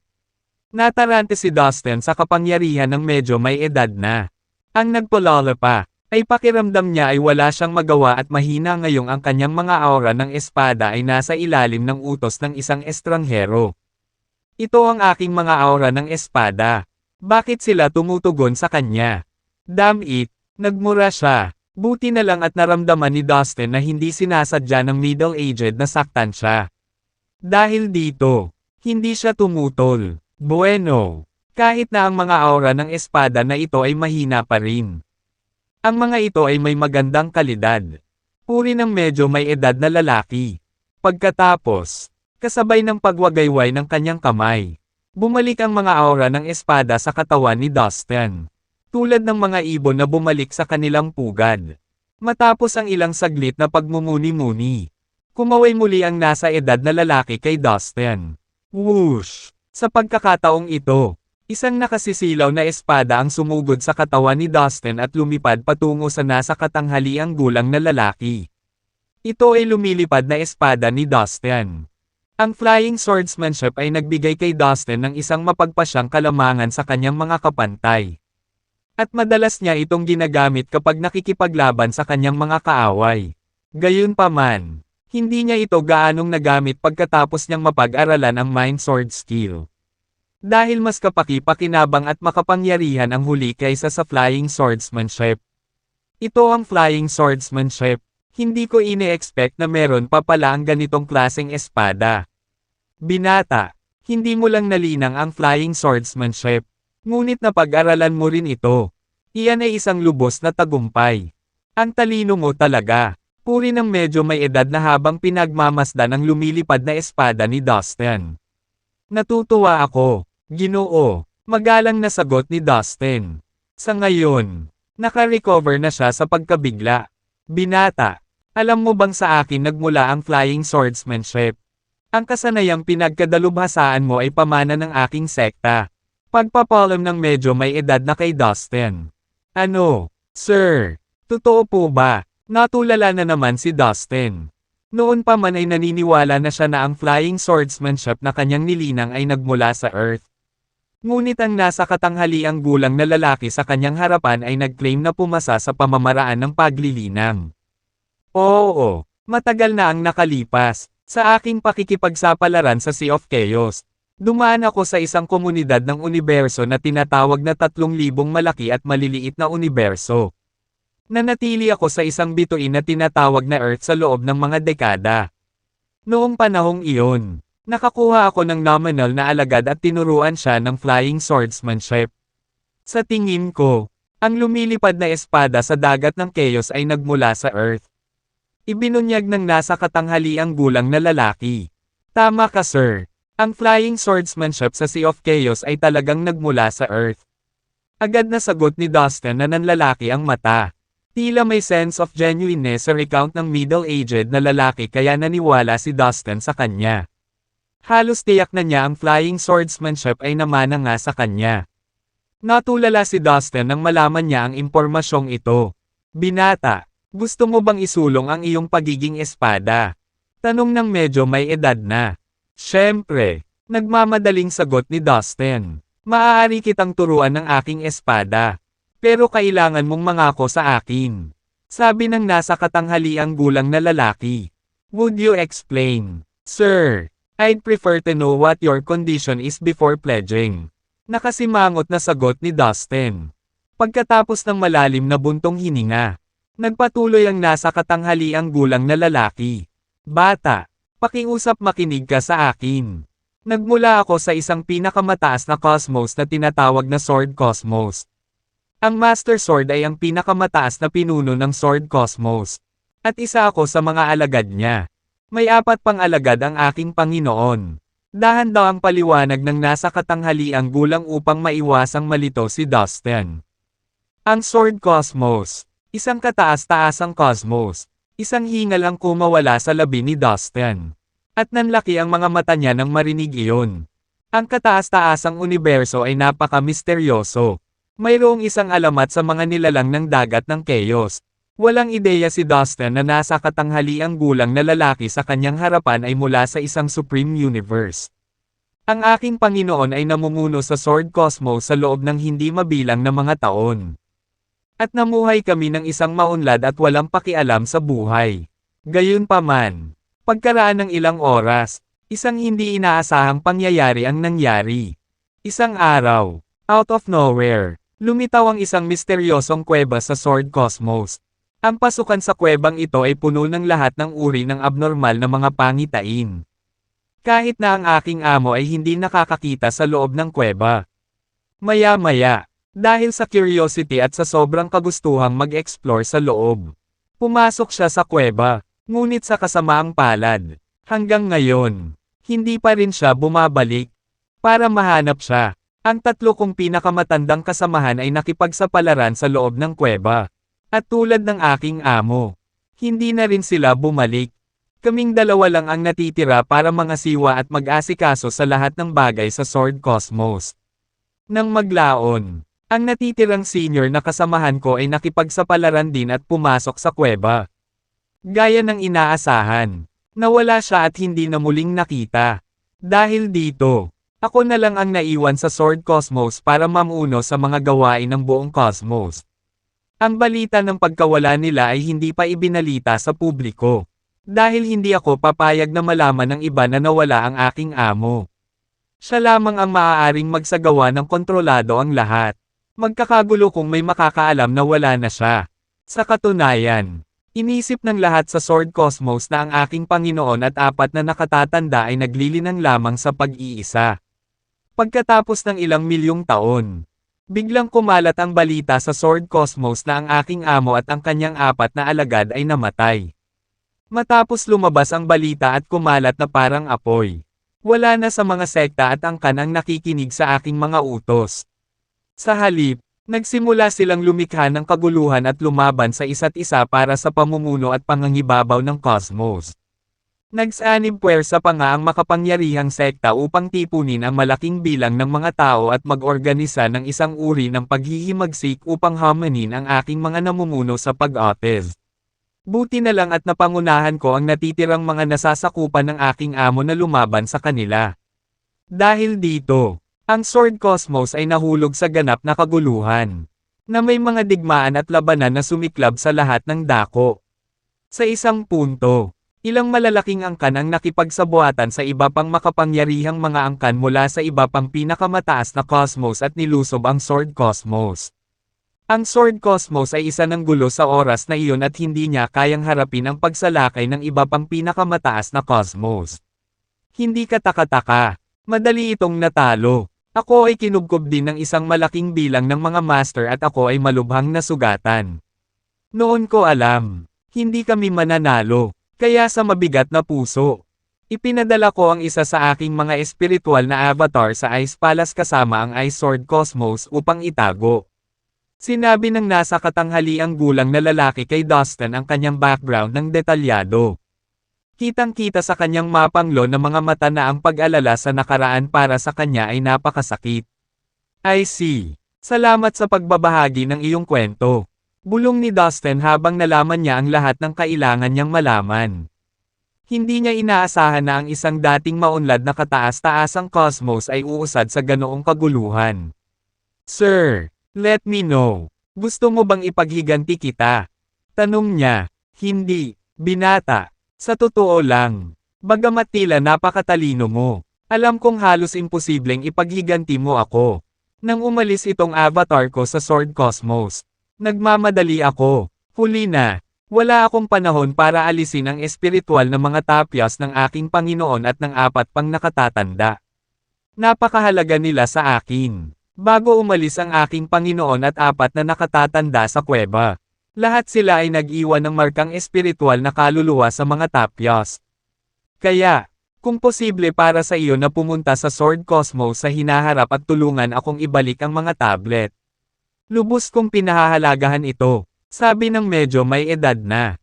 Sir, sigurado akong mas malakas ka sa akin. Bakit hindi ka pumunta mag-isa? Naguguluhang tanong ni Dustin. Imposibleng bumalik ako. Masyadong pamilyar ang aking mga kaaway sa aura ng aking espiritual na kaluluwa. Sa sandaling bumalik ako, makikita nila ang aking presensya at walang paraan na maiiwasan ko sila.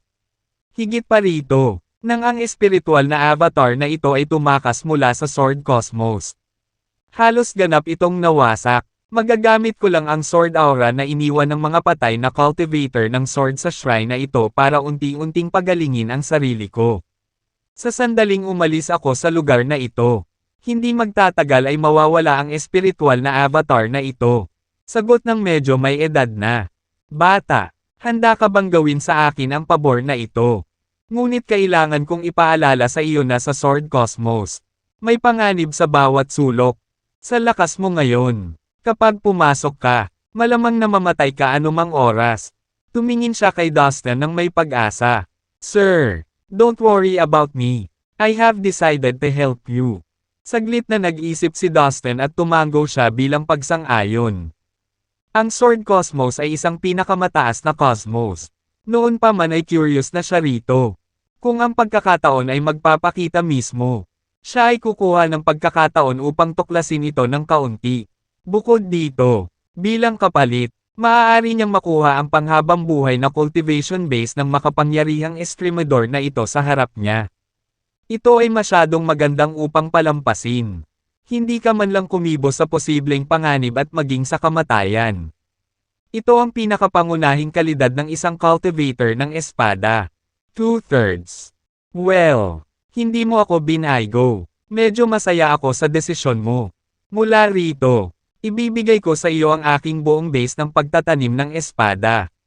Deklare ng nasa katanghaliang gulang na lalaki. Maraming salamat, Ginoo.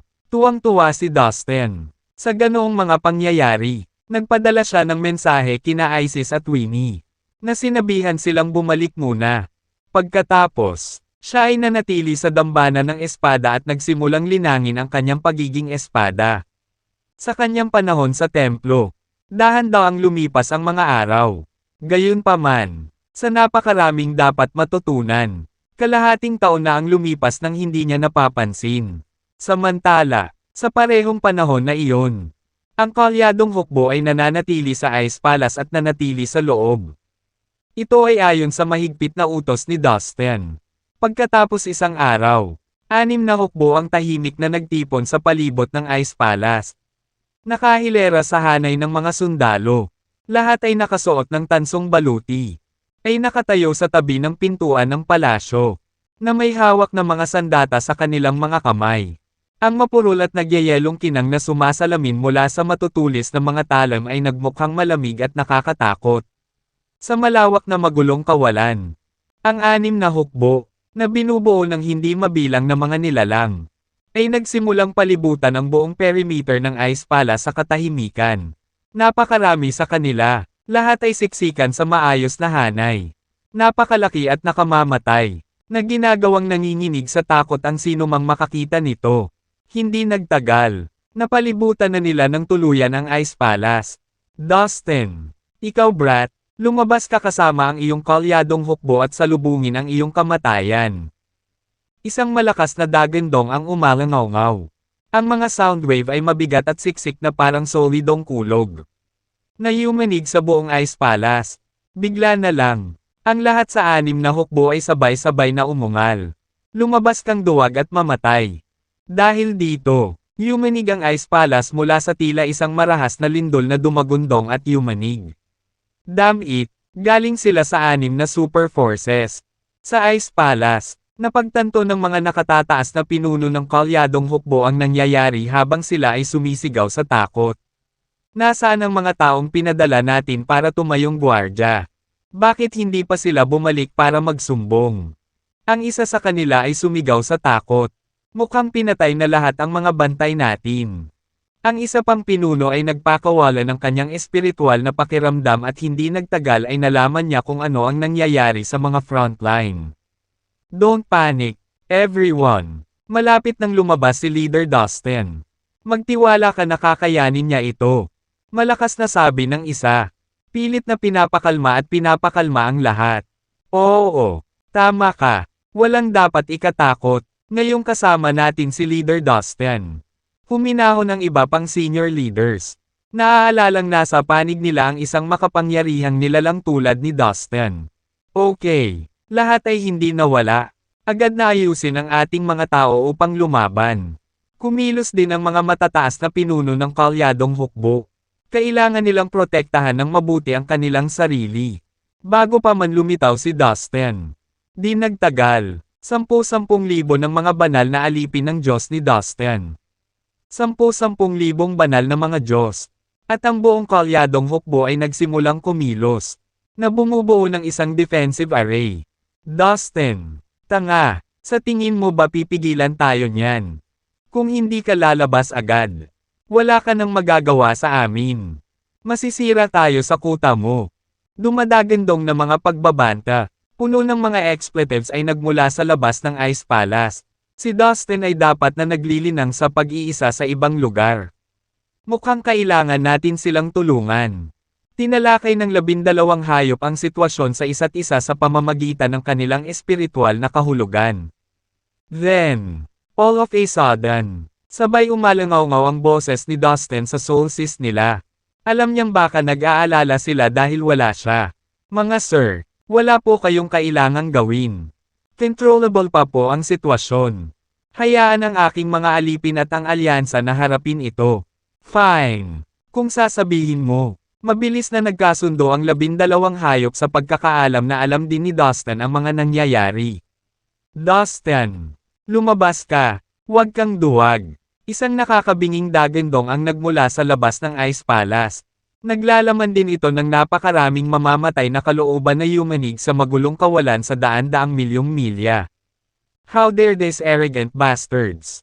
Bakit hindi tayo lumabas at atakihin sila bago sila makapasok? Ang tunay na banal na mga alipin ng Diyos ni Dustin ay naiinip ng marinig ang mga panunuya ng kanilang mga kaaway sa labas. Sa katunayan, ang mga alipin ni Dustin ay mas malakas kaysa sa buong hukbong kalyadong. Bagamat marami ring divine god sa mga tropa ng alyansa, lahat sila ay ordinaryong divine gods lamang. Sa kabilang banda, humigit kumulang 1/4 ng mga banal na alipin ng Diyos ni Dustin ay mga tunay na Diyos na Diyos. Bukod dito, ang ilan sa mga ito ay mga tunay na premium grade. At ang bawat isa sa kanila ay kapansin-pansing makapangyarihan. Hanggat walang semi-governing gods at governing gods sa mga tropa ng kaaway, hindi sila matatalo. Sa pagkakataong ito, walang semi-governing god o governing god sa mga tropa ng 6 na super forces. Kaya hindi nila ginawa ang pag-atake na ito bilang isang banta. Tama ka, mas madali sa ganyan. Isa lang silang grupo ng mga mahihina. How dare they demand our master to face them and put on airs in front of us? Pero naturuan natin sila ng leksyon. Walang dapat lumayo sa panghihina ng ating Panginoon. Crush natin silang lahat, sa sobrang sigasig. Ang tunay na premium grade na mga Diyos ng Dustin ay agad na humakbang patungo sa pasukan ng Ice Palace. Pero na guys, kailangan din nating kumilos. Hindi natin hahayaang murahin nila tayo dahil lang wala dito ang ating pinuno. Ipakita sa kanila ang lakas ng ating alyansa. Ang mga matataas na pinuno ng alyansa ay sumugod din patungo sa pasukan ng Ice Palace kasama ang kanilang mga tao. Sa pinagsamang puwersa ng mga tropa ng alyansa at mga banal na alipin ng Diyos ni Dustin. Sapat na ang kanilang lakas upang lumaban sa pantay na katayuan kasama ang 6 na super forces. Hindi nagtagal. Lahat ng miyembro ng alyansa ay lumabas sa Ice Palace at itinayo ang kanilang pormasayon sa magulong kawalan. Tinitigan nila ang tropa ng 6 na super force na walang bakas ng takot sa kanilang mga mata. Sa kabilang panig, ang mga hukbo ng Beast City, ang Demon City, ang Divine Corpse Palace, ang Underworld, ang Novel Court, at ang Annihilation Mountain ay pinalibutan sila at tinitigan sila pabalik na may mga nagbabadyang pagpatay na layunin. Sa pamamagitan pa lamang ng pagtingin sa eksenang ito, aasahan na ng isang malaking matinding labanan ang magaganap sa sandaling magsimula silang mag-atake sa isa't isa. Pagkatapos, isang matandang nilalang na may pulang balat ang humakbang. Tila, siya ay mula sa Beast City. Hindi mo ba kami narinig? Nasaan si Dustin? Bakit ayaw niyang ipakita ang mukha niya? Natatakot ba siya sa amin na nagtatago siya sa likod ng hukbo niya? Sabi niya sa nakaka-condescending boses. Ang alon lang ng boses niya ang naging dahilan para manginig ang kawalan. Isa siya sa mga tunay na premium grade na Divine God ng Beast City. Shut the hell up! Huwag mo ngang banggitin ang pangalan ng aking amo sa maruming bunganga mo. Hindi kailangang sayangin ng aming Panginoon ang kanyang oras sa pakikitungo sa mga walang kwentang piraso ng kalokohan na tulad mo. Ang tunay na banal na mga alipin ng Diyos ni Dustin ay naging mas nabalisa nang marinig ang mga pang-iinsulto ng matandang nilalang. Ang isa sa kanila ay lumabas pa sa karamihan. Isa siya sa mga tunay na premium grade na banal na alipin ng Diyos ni Dustin. Matanda, babayaran mo ang pang-iinsulto sa ating Panginoon. Diretso nakita sa impyerno. Sigaw niya habang nakaturo ang isang daliri sa matandang nilalang mula sa Beast City. Carmine, ano sa tingin mo ang ginagawa mo? Lahi ka ng demonyo. Bakit mo tatanggapin ang taong brat na iyon bilang Panginoon mo? Gumising ka. Galit na galit ang matandang nilalang na may pulang balat nang makita siya sa kabilang panig ng larangan ng digmaan. Ang Divine God na alipin na ito ay miyembro ng lahi ng demonyo noon. Pagkatapos, lumabas ang isa pang matangkad na nilalang mula sa lahi ng demonyo at lumapit sa matandang nilalang na may pulang balat. Jules, don't waste your time. You won't be able to reason with him. Naapektuhan na siya ng puppet strings ni Dustin. Kinokontrol na ang spiritual soul niya. Hindi niya tayo pakikinggan kung ano man ang sasabihin mo sa kanya. Ang tanging paraan para maibalik natin siya sa kanyang katinoan ay kung maialis natin si Dustin. Sabi ng matangkad na demonyo habang umiiling. Alam ko, pero nakakainis lang panoorin na ginagamit siya ng kalaban. Halos lahat ng super forces ay may malaking bilang ng mga Divine God na na-convert sa mga alipin ni Dustin dahil sa puppet strings. Kung hindi natin aalisin si Dustin, hindi tayo mabubuhay ng payapa. Naikuyom ni Jules ang kanyang mga kamao sa galit. Tama, dapat nating sirain si Dustin sa pagkakataong ito. Marami na siyang nagawang krimen na hindi mapapatawad. Ilang masters mula sa iba pang super forces ang sumulong at nagpahayag ng kanilang panghahamak kay Dustin. How dare you all speak ill of our master? You deserve to die. Enough talking. Tapusin na natin ito at parusahan ang mga bastos na ito. Hindi na napigilan ng mga tunay na Divine God na alipin ni Dustin ang kanilang galit. Ang kanilang katapatan ay nagpapanatili ng kanilang pagnanasa upang maalis ang lahat ng mga kaaway ng kanilang Panginoon. Para sa kanila, karapat-dapat si Dustin ang pinakamataas na anyo ng paggalang. Gagawin nila ang lahat para maprotektahan ang kanyang reputasyon. Ilipat. Agad na sumugod ang mga Divine God na alipin ni Dustin at naglunsad ng pag-atake sa mga tropa ng 6 na Super Forces. Sundan mo sila. Ang mga miyembro ng alyansa ay sumunod at gumawa ng kanilang sariling pagsalakay. Atake. Wasakin ang kanilang hukbo. Huwag mag-iwan ng nakaligtas. Walang pag-aalinlangan silang hinarang ng mga tropa ng 6 na Super Forces. Boom! Boom! Sa sagupaan ng dalawang malalaking makapangyarihang puwersa, sumiklab ang isang matinding. Ang malawak na magulong kawalan ay napuno ng napakalaking alon ng enerhiya na nagmumula sa larangan ng digmaan. Ang napakaraming magsasaka na nakikilahok sa digmaang ito ay napakalaki. Nakapagtataka na isipin na nagawa ni Dustin na lumikha ng isang alyansa na maaaring tumugma sa bilang at lakas ng mga super forces. Ngayon, lipulin ang mga tropa ng alyansa upang ipadala ng 6 na super force ang kanilang mga piling sundalo. Ito ang unang labanan sa pagitan ng alyansa at ng 6 na super forces. Ito ay isang mahalaga para sa alyansa dahil ito ay gagawa ng isang malakas na pahayag sa buong Sea of Chaos na walang sino mang maaaring maliitin ang mga ito. Ang labanan ay nagpatuloy at maraming buhay ang kinukuha dito at doon. May malalakas na tunog ng pagsabog. Dagendong, iyak ng labanan, at pati mga hiyawan ng sakit. Malakas na yumanig ang buong larangan ng digmaan at gumuho ang paligid nila. Ang bawat tao'y kailangang maging walang awa hanggat maaari upang mailabas ang kabilang panig. Dustin, sigurado ka bang manood na lang tayo at tumayo? Oo, ang iyong mga Divine God na alipin ay mula sa 6 na Super Forces. Naranasan na nila ang hindi mabilang na mga labanan. At sila ay medyo malakas. Hindi natin kailangang mag-alala masyado tungkol sa kanila. Gayunpaman, ang mga tao mula sa alyansa ay naiiba. Hindi sila sapat na malakas para lumaban sa sobrang puwersa. Sa katunayan, karamihan sa mga banal na Diyos ng alyansa ay mula sa kanilang atresado. Mahinang mundo. Kung magpapatuloy ito, ang alyansa ay makakaipon ng malaking pagkalugi. Marami sa mga banal na Diyos ang maaaring mawala ng buhay sa digmaang ito. Ang asong lumalamon sa langit ay nagbabala kay Dustin sa pamamagitan ng paglalarawan ng kahulugan nito. Alam ko yan, ngunit kung talagang gusto nilang itatag ang kanilang posisyon sa Sea of Chaos, kailangan nilang malampasan ang mga mahihirap na labanan tulad nito.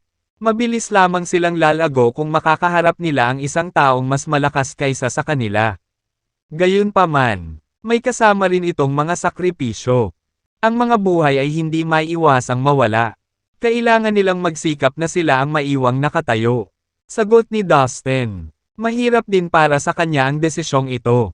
Para sa kapakanan ng mga taong umaasa sa kanila. Lahat sila ay kailangang maging mas malakas sa pamamagitan ng tagumpay ng mahihirap na pagsubok. Sa puntong ito, si Dustin ay nasa dambana pa rin ng Ice Sword Cosmos. Sa nakalipas na mga buwan, nakatuon lamang siya sa pag-aaral ng ilang kasanayan sa espada mula sa isang dalubhasang eskrimador sa lugar na ito. Sa kabutihang palad, sa ilalim ng gabay ng eskrimador, siya ay umunlad ng husto. Kahit na mayroon na siyang natatanging kakayahan sa espada, ginawa pa rin niya ang lahat ng kanyang makakaya upang mapabuti ng husto. Noong nasa Prime Martial World pa siya, sinimulan na niyang linangin ang kanyang kakayahan sa espada. Lahat ng natutunan niya doon ay may kaugnayan sa swordsmanship ng Divine Swordsman. Ang Divine Swordsman ay may napakalaking galing sa mga tuntunin ng swordsmanship. Sa kanyang likas na talento, sumikat siya sa maikling panahon at nabigla pa ang buong Sea of Chaos. Sa makatuwid, ang mga kasanayan sa espada na minana ni Dustin sa kanya ay napakatalino at kamangha-mangha. Sa buong buhay niya, natutunan lang ni Dustin ang swordsmanship mula sa isang master. Gayunpaman, napagtanto niya na kung gusto niyang pagbutihin ng husto ang kanyang swordsmanship, kailangan niya ng higit pang mga masters na maaaring magbigay ng higit pang mga kasanayan at kaalaman sa kanya. Sa nakalipas na 6 na buwan, Naramdaman ni Dustin na pumasok siya sa isang bagong mundo tungkol sa swordsmanship nang makilala niya ang mahusay na eskrimidor na ito mula sa Ice Sword Cosmos. Kamakailan lamang, napagtanto niya na ang kanyang kakayahan sa espada ay umabot na sa limitasyon nito. Ngunit sa tulong ng kanyang bagong guro, muling lumawak ang kanyang abot tanaw. Sa katunayan, ang kanyang flying swordsmanship ay bumuti ng husto. Ang kasanayang ito ay naging lubhang kapaki-pakinabang at kapaki-pakinabang sa kanya. At ngayon na lubos niyang napabuti ito, magagamit niya ito ng mas mapanganib. Ang kanyang bagong amo ay mula sa sekta na lumikha ng flying swordsmanship. Nabigo ang kanyang nominal na disipulo sa Earth na lubos na maunawaan ang esensya ng flying swordsmanship. Kaya, nang makuha ito ni Dustin nang bumalik siya sa Earth, nakakuha din siya ng hindi kumpletong kasanayan. Ngunit ngayon, sa wakas ay natutunan ni Dustin ang kumpletong bersyon ng flying swordsmanship mula sa kanyang bagong guro. Hindi na talaga siya makapaghintay na gamitin at subukan ito sa kanyang mga kaaway. Napakagaling! Hindi ko inaasahan na aabutin ka lang ng 6 na buwan para magkaroon ng paunang pag-unawa sa aking mga kasanayan sa espada. Mas talented ka sa swordsmanship kaysa sa inaasahan ko. Kunin ito bilang isang papuri mula sa akin. Ngayon, inilagay ko na sa iyong soul sea ang lahat ng nalalaman ko tungkol sa swordsmanship. Maaari mong gugulin ang iyong oras sa pag-aaral at pag-unawa dito. At sigurado ako na matututo ka pa rin mula dito. Ang totoo ay mas magaling sa akin ang aking Panginoon at 4 na senior na kapwa-disipulo kaysa sa akin sa larangan ng espada. Kung pupunta ka sa Sword Cosmos at hanapin ang kanilang mga tablet, at ikaw ay mapalad, marahil ay makukuha mo ang kanilang mana. Sinabi ng nasa katanghaliang gulang na lalaki ang kanyang huling payo kay Dustin. Maraming salamat, Ginoo. Napuno ng joy si Dustin sa papuri. Ipagpatuloy mo ang iyong pagsasanay. Kung magkakaroon ka ng pagkakataon, tandaan na pumunta sa Sword Cosmos at tapusin ang ipinangako mo sa akin. Paalala ng medyo may edad na. Huwag kang mag-alala, sir. I will live up to your expectations. Taos pusong sumang-ayon si Dustin. Nakikita kong mapagkakatiwalaan kang tao. Pwede kang pumunta. Tumango siya kay Dustin. Sir, column. Bumagsak si Dustin sa isang magalang na busog at pagkatapos ay lumabas sa dambana ng espada. Ang hukbo ng 6 na super forces. Ngumisi si Dustin. Bagamat nanatili siya sa dambana ng espada sa loob ng mahabang panahon. Alam niya ang eksaktong sitwasyon sa labas dahil sa kanyang makapangyarihang pakiramdam na. Sa katunayan, inaasahan niya na maaga o huli ay hahabulin siya ng 6 na super force. Noong nakaraan, ipinadala niya ang kanyang mga tao upang ipalaganap ang balita na ang alyansa ay ipaglalaban ang karapatang kontrolin ang dagat ng Chaos. Ibig sabihin, bilang karagdagan sa 6 na super forces, isa pang super force ang paparating na para kunin ang teritoryo sa loob ng Sea of Chaos. Wala sa 6 na super force ang handang hayaan ang alyansa na umunlad ng maayos. Maaga o huli, tiyak na darating sila upang palibutan ang alyansa at papawiin sila sa mapa. Ang labanang ito ay masasaksihan ng tunay na pagbangon ng alyansa, habang ang kanyang mga kamay ay nakasukbit sa kanyang likod. Si Dustin ay humakbang palabas ng Ice Palace. Sa sandaling iyon, isang matinding labanan ang nangyayari sa labas mismo ng Ice Palace. Karamihan sa mga masters ng 6 na super forces ay hinarangan ng mga tunay na divine god sa ilalim ni Dustin. Ang lahat ng tunay na premium grade na banal na mga Diyos ay may mahalagang papel. Lumipas ang oras habang nagpapatuloy ang matinding labanan. Isang malaking bilang ng mga nilalang ang namatay sa bawat segundong lumipas. Tumpok ng mga bangkay at kalat ng laman at dugo ang lumutang sa malawak na magulong kawalan. Maging ang mga malalaking ilog na gawa sa dugo ng mga patay ay nagpakawalan ng nakabibinging dagandong. Hindi mabilang na mga multo. Mga sirang mga tagapagpahiwatig na mga pira-piraso ng kaluluwa. Mga espiritual na avatar. At mga marka ng kaluluwa ang pumuno sa hangin ng kanilang pag-unggol. Pinagmasdan ni Dustin ang larangan ng digmaan na may malamig na mga mata habang naglalakad siya palabas ng Ice Palace. Marami sa kanyang mga alipin at mga miyembro ng alyansa ang nasugatan at namatay. Ito ang kailangan mong pagdaanan. Bagamat nakaramdam ng pagkabalisa si Dustin sa nakita. Ito ay isang sintomas na brutal na labanan kung nais ng alyansa na tunay na labanan para sa kontrol ng Sea of Chaos.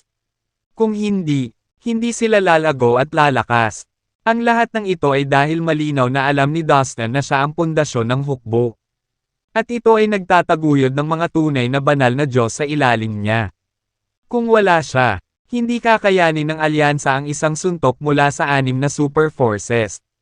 Gayunpaman, may plano si Dustin na lumaban para sa mga teritoryo at magtatag ng maraming kuta sa Sea of Chaos. Kaya nga dapat paghiwalayin ang mga miyembro ng alyansa at hindi niya kayang suportahan silang lahat sa lahat ng oras. Sa makatuwid, sinimulan niya silang sanayin. Ano man ang mangyari, dapat niyang palakasin ang hukbong ito sa lalong madaling panahon. Ito ang tanging paraan upang sila ay maging isang hukbo na talagang makakalaban sa 6 na sobrang puwersa para sa pangangibabaw. Ang ganitong uri ng brutal na digmaan ay walang alinlangan na ang pinakamahusay na paraan upang lubusan silang sanayin. Tingnan mo, nandito na si Leader Dustin. Isang malakas na hiyawan ang sumabog sa mga matataas na pinuno ng alyansa nang makita nila ang figure ni Dustin. Sa wakas lumabas na si Master. Maging ang mga alipin ni Dustin ay hindi maiwasang matuwa. Nandito na si Leader Dustin. Magsikap tayo at patayin ang lahat ng kalaban. Talagang mananalo tayo. Patayin silang lahat. Wala nang dapat ikatakot ngayong nandito na si Leader Dustin. Farah, nanunood si Leader Dustin. Hindi natin mapahiya ang alyansa. Sa orihinal, ang moral ng alyansa ay umabot sa pinakamababa sa harap ng napakaraming casualty. Gayunpaman, sa pagdating ni Dustin, agad na tumaas ang moral. Napuno ng galit na galit ang mga miyembro ng alyansa habang sila ay sumugod. Ang lahat ng mga banal na Diyos sa ilalim ng utos ni Dustin ay sumugod ng buong lakas. Sinusubukan ng kanilang makakaya upang kumilos sa harap niya. Ang ganitong uri ng fighting spirit ay hindi masama. Bulong ni Dustin sa sarili at tumango bilang kasiyahan sa larangan ng digmaan. Anak, kung patuloy silang lalaban ng ganito, ang alyansa ay magdaranas ng matinding casualty. Lahat ng 12 zodiac na hayop ay umahan sa gilid ni Dustin. Wala sa kanila ang gumawa ng hakbang para makialam sa labanan. Don't worry. I have a plan. This is training for the alliance. Tatapusin ko na ang digmaang ito sa lalong madaling panahon. Paniniguro ni Dustin. Bagamat gusto niyang masanay ng mabuti ang alyansa, ayaw niyang magkaroon ng masyadong maraming nasawi. Dustin, kailangan mo ba ng tulong ko? Nangangati ang tigre na tumalon sa laban. Ito ay ipinanganak upang maging agresibo pagkatapos ng lahat. Nang makita ang matinding labanan sa harapan nito, hindi nito maiwasang hindi gustong sumali. Not now. Gaya ng sinabi ko kanina. You're my trump cards. Try not to expose yourselves too early. Ngumisi si Dustin sa 12 zodiac animals. Pagkaraan ng ilang sandali, dahan-dahan siyang naglakad patungo sa larangan ng digmaan habang nasa likod ang kanyang mga kamay. Umalingaw-ngaw ang bawat hakbang niya. Bold of you to provoke us. Do you honestly think we're weak? Lumuhad at yumuko bilang paghingi ng tawad. Kung gagawin mo ito ng mabuti, baka bigyan kita ng paraan. Kung hindi, wala ni isa sa inyo ang aalis ng buhay sa lugar na ito. Sabi ni Dustin habang hindi nagmamadaling naglalakad sa mabangis na larangan ng digmaan. Umalangaw-ngaw sa paligid ng larangan ng digmaan ang nakabibinging tunog ng labanan. Dagandong at hiyawan. Gayunpaman, malinaw pa rin ang boses ni Dustin sa lahat ng nabubuhay pang nilalang. Dustin, ang lakas ng loob mong sabihin yan. Paano natin sasabihing lumuhad ang isang kabataang tulad mo? Patay ka! Isang tunay na premium grade na banal na Diyos mula sa Novel Court ang gumanti habang nagmamadali siyang papunta sa Dustin. Isang Asher Crystal Ball ang kumikinang sa kanyang kanang kamay at isang pulang token ang nakahawak sa kanyang kaliwa. Nagkaroon ng hindi kapani-paniwalang presyo ng enerhiya mula sa dalawang bagay. Sa sandaling lumabas ang mga salita sa kanyang labi. May nangyari. Whoosh! Isang lumilipad na espada ang biglang lumitaw at hinampes siya. Parehong sobra ang bilis at lakas ng lumilipad na espada. Napuno ng gulat ang tunay na premium grade Divine God at nagmamadali niyang hinarang ang lumilipad na espada gamit ang bowl ang kristal at ang token ng sabay. Basag. Parehong nahati ang bowl ang kristal at ang token sa bahagi ng lumilipad na espada. Basag. Ang lumilipad na espada ay tumawid sa kanyang mga tuhod at pinutol ang kanyang mga binti sa isang tibok ng puso. Sa isang segundo lang, ginamit ni Dustin ang flying swordsmanship para talunin ang isang tunay na premium grade na banal na Diyos. Kung hindi dahil sa plano ni Dustin na gawing alipin ang tunay na premium grade na banal na Diyos. Patay na ang Diyos. Dustin, napakalayo mo. Papatayin kita. Isang matandang halimaw na may pulang balat ang sumugod papunta kay Dustin gamit ang kanyang napakatalino na spatial demonic skill sa isang iglap. Parang purong pulang apoy ang sumusugod kay Dustin habang ang orihinal na essence ng enerhiya ng matandang halimaw ay nasusunog sa buong katawan niya. Whoosh! Isang lumilipad na espada din ang tumama sa kanya. Boom! Libo-libong maliwanag na aura ng espada ang lumitaw sa lumilipad na espada at gumawa ng tunog na para bang ang bawat aura ng espada ay isang buhay na nilalang. Lahat ng uri ng sibilisasyon ng espada at pananampalataya ay nakapaloob sa loob ng mga aura ng espada. Basag. Habang pinuputol ng matalim na lumilipad na espada ang lahat ng atake at depensa ng matandang halimaw. Hinati niya ito sa kalahati. Isang masamang ngiti ang sumilay sa labi ni Dustin. Maaari na niyang patayin ang isang tunay na premium grade na banal na Diyos sa isang iglap gamit lamang ang kanyang talino sa espada.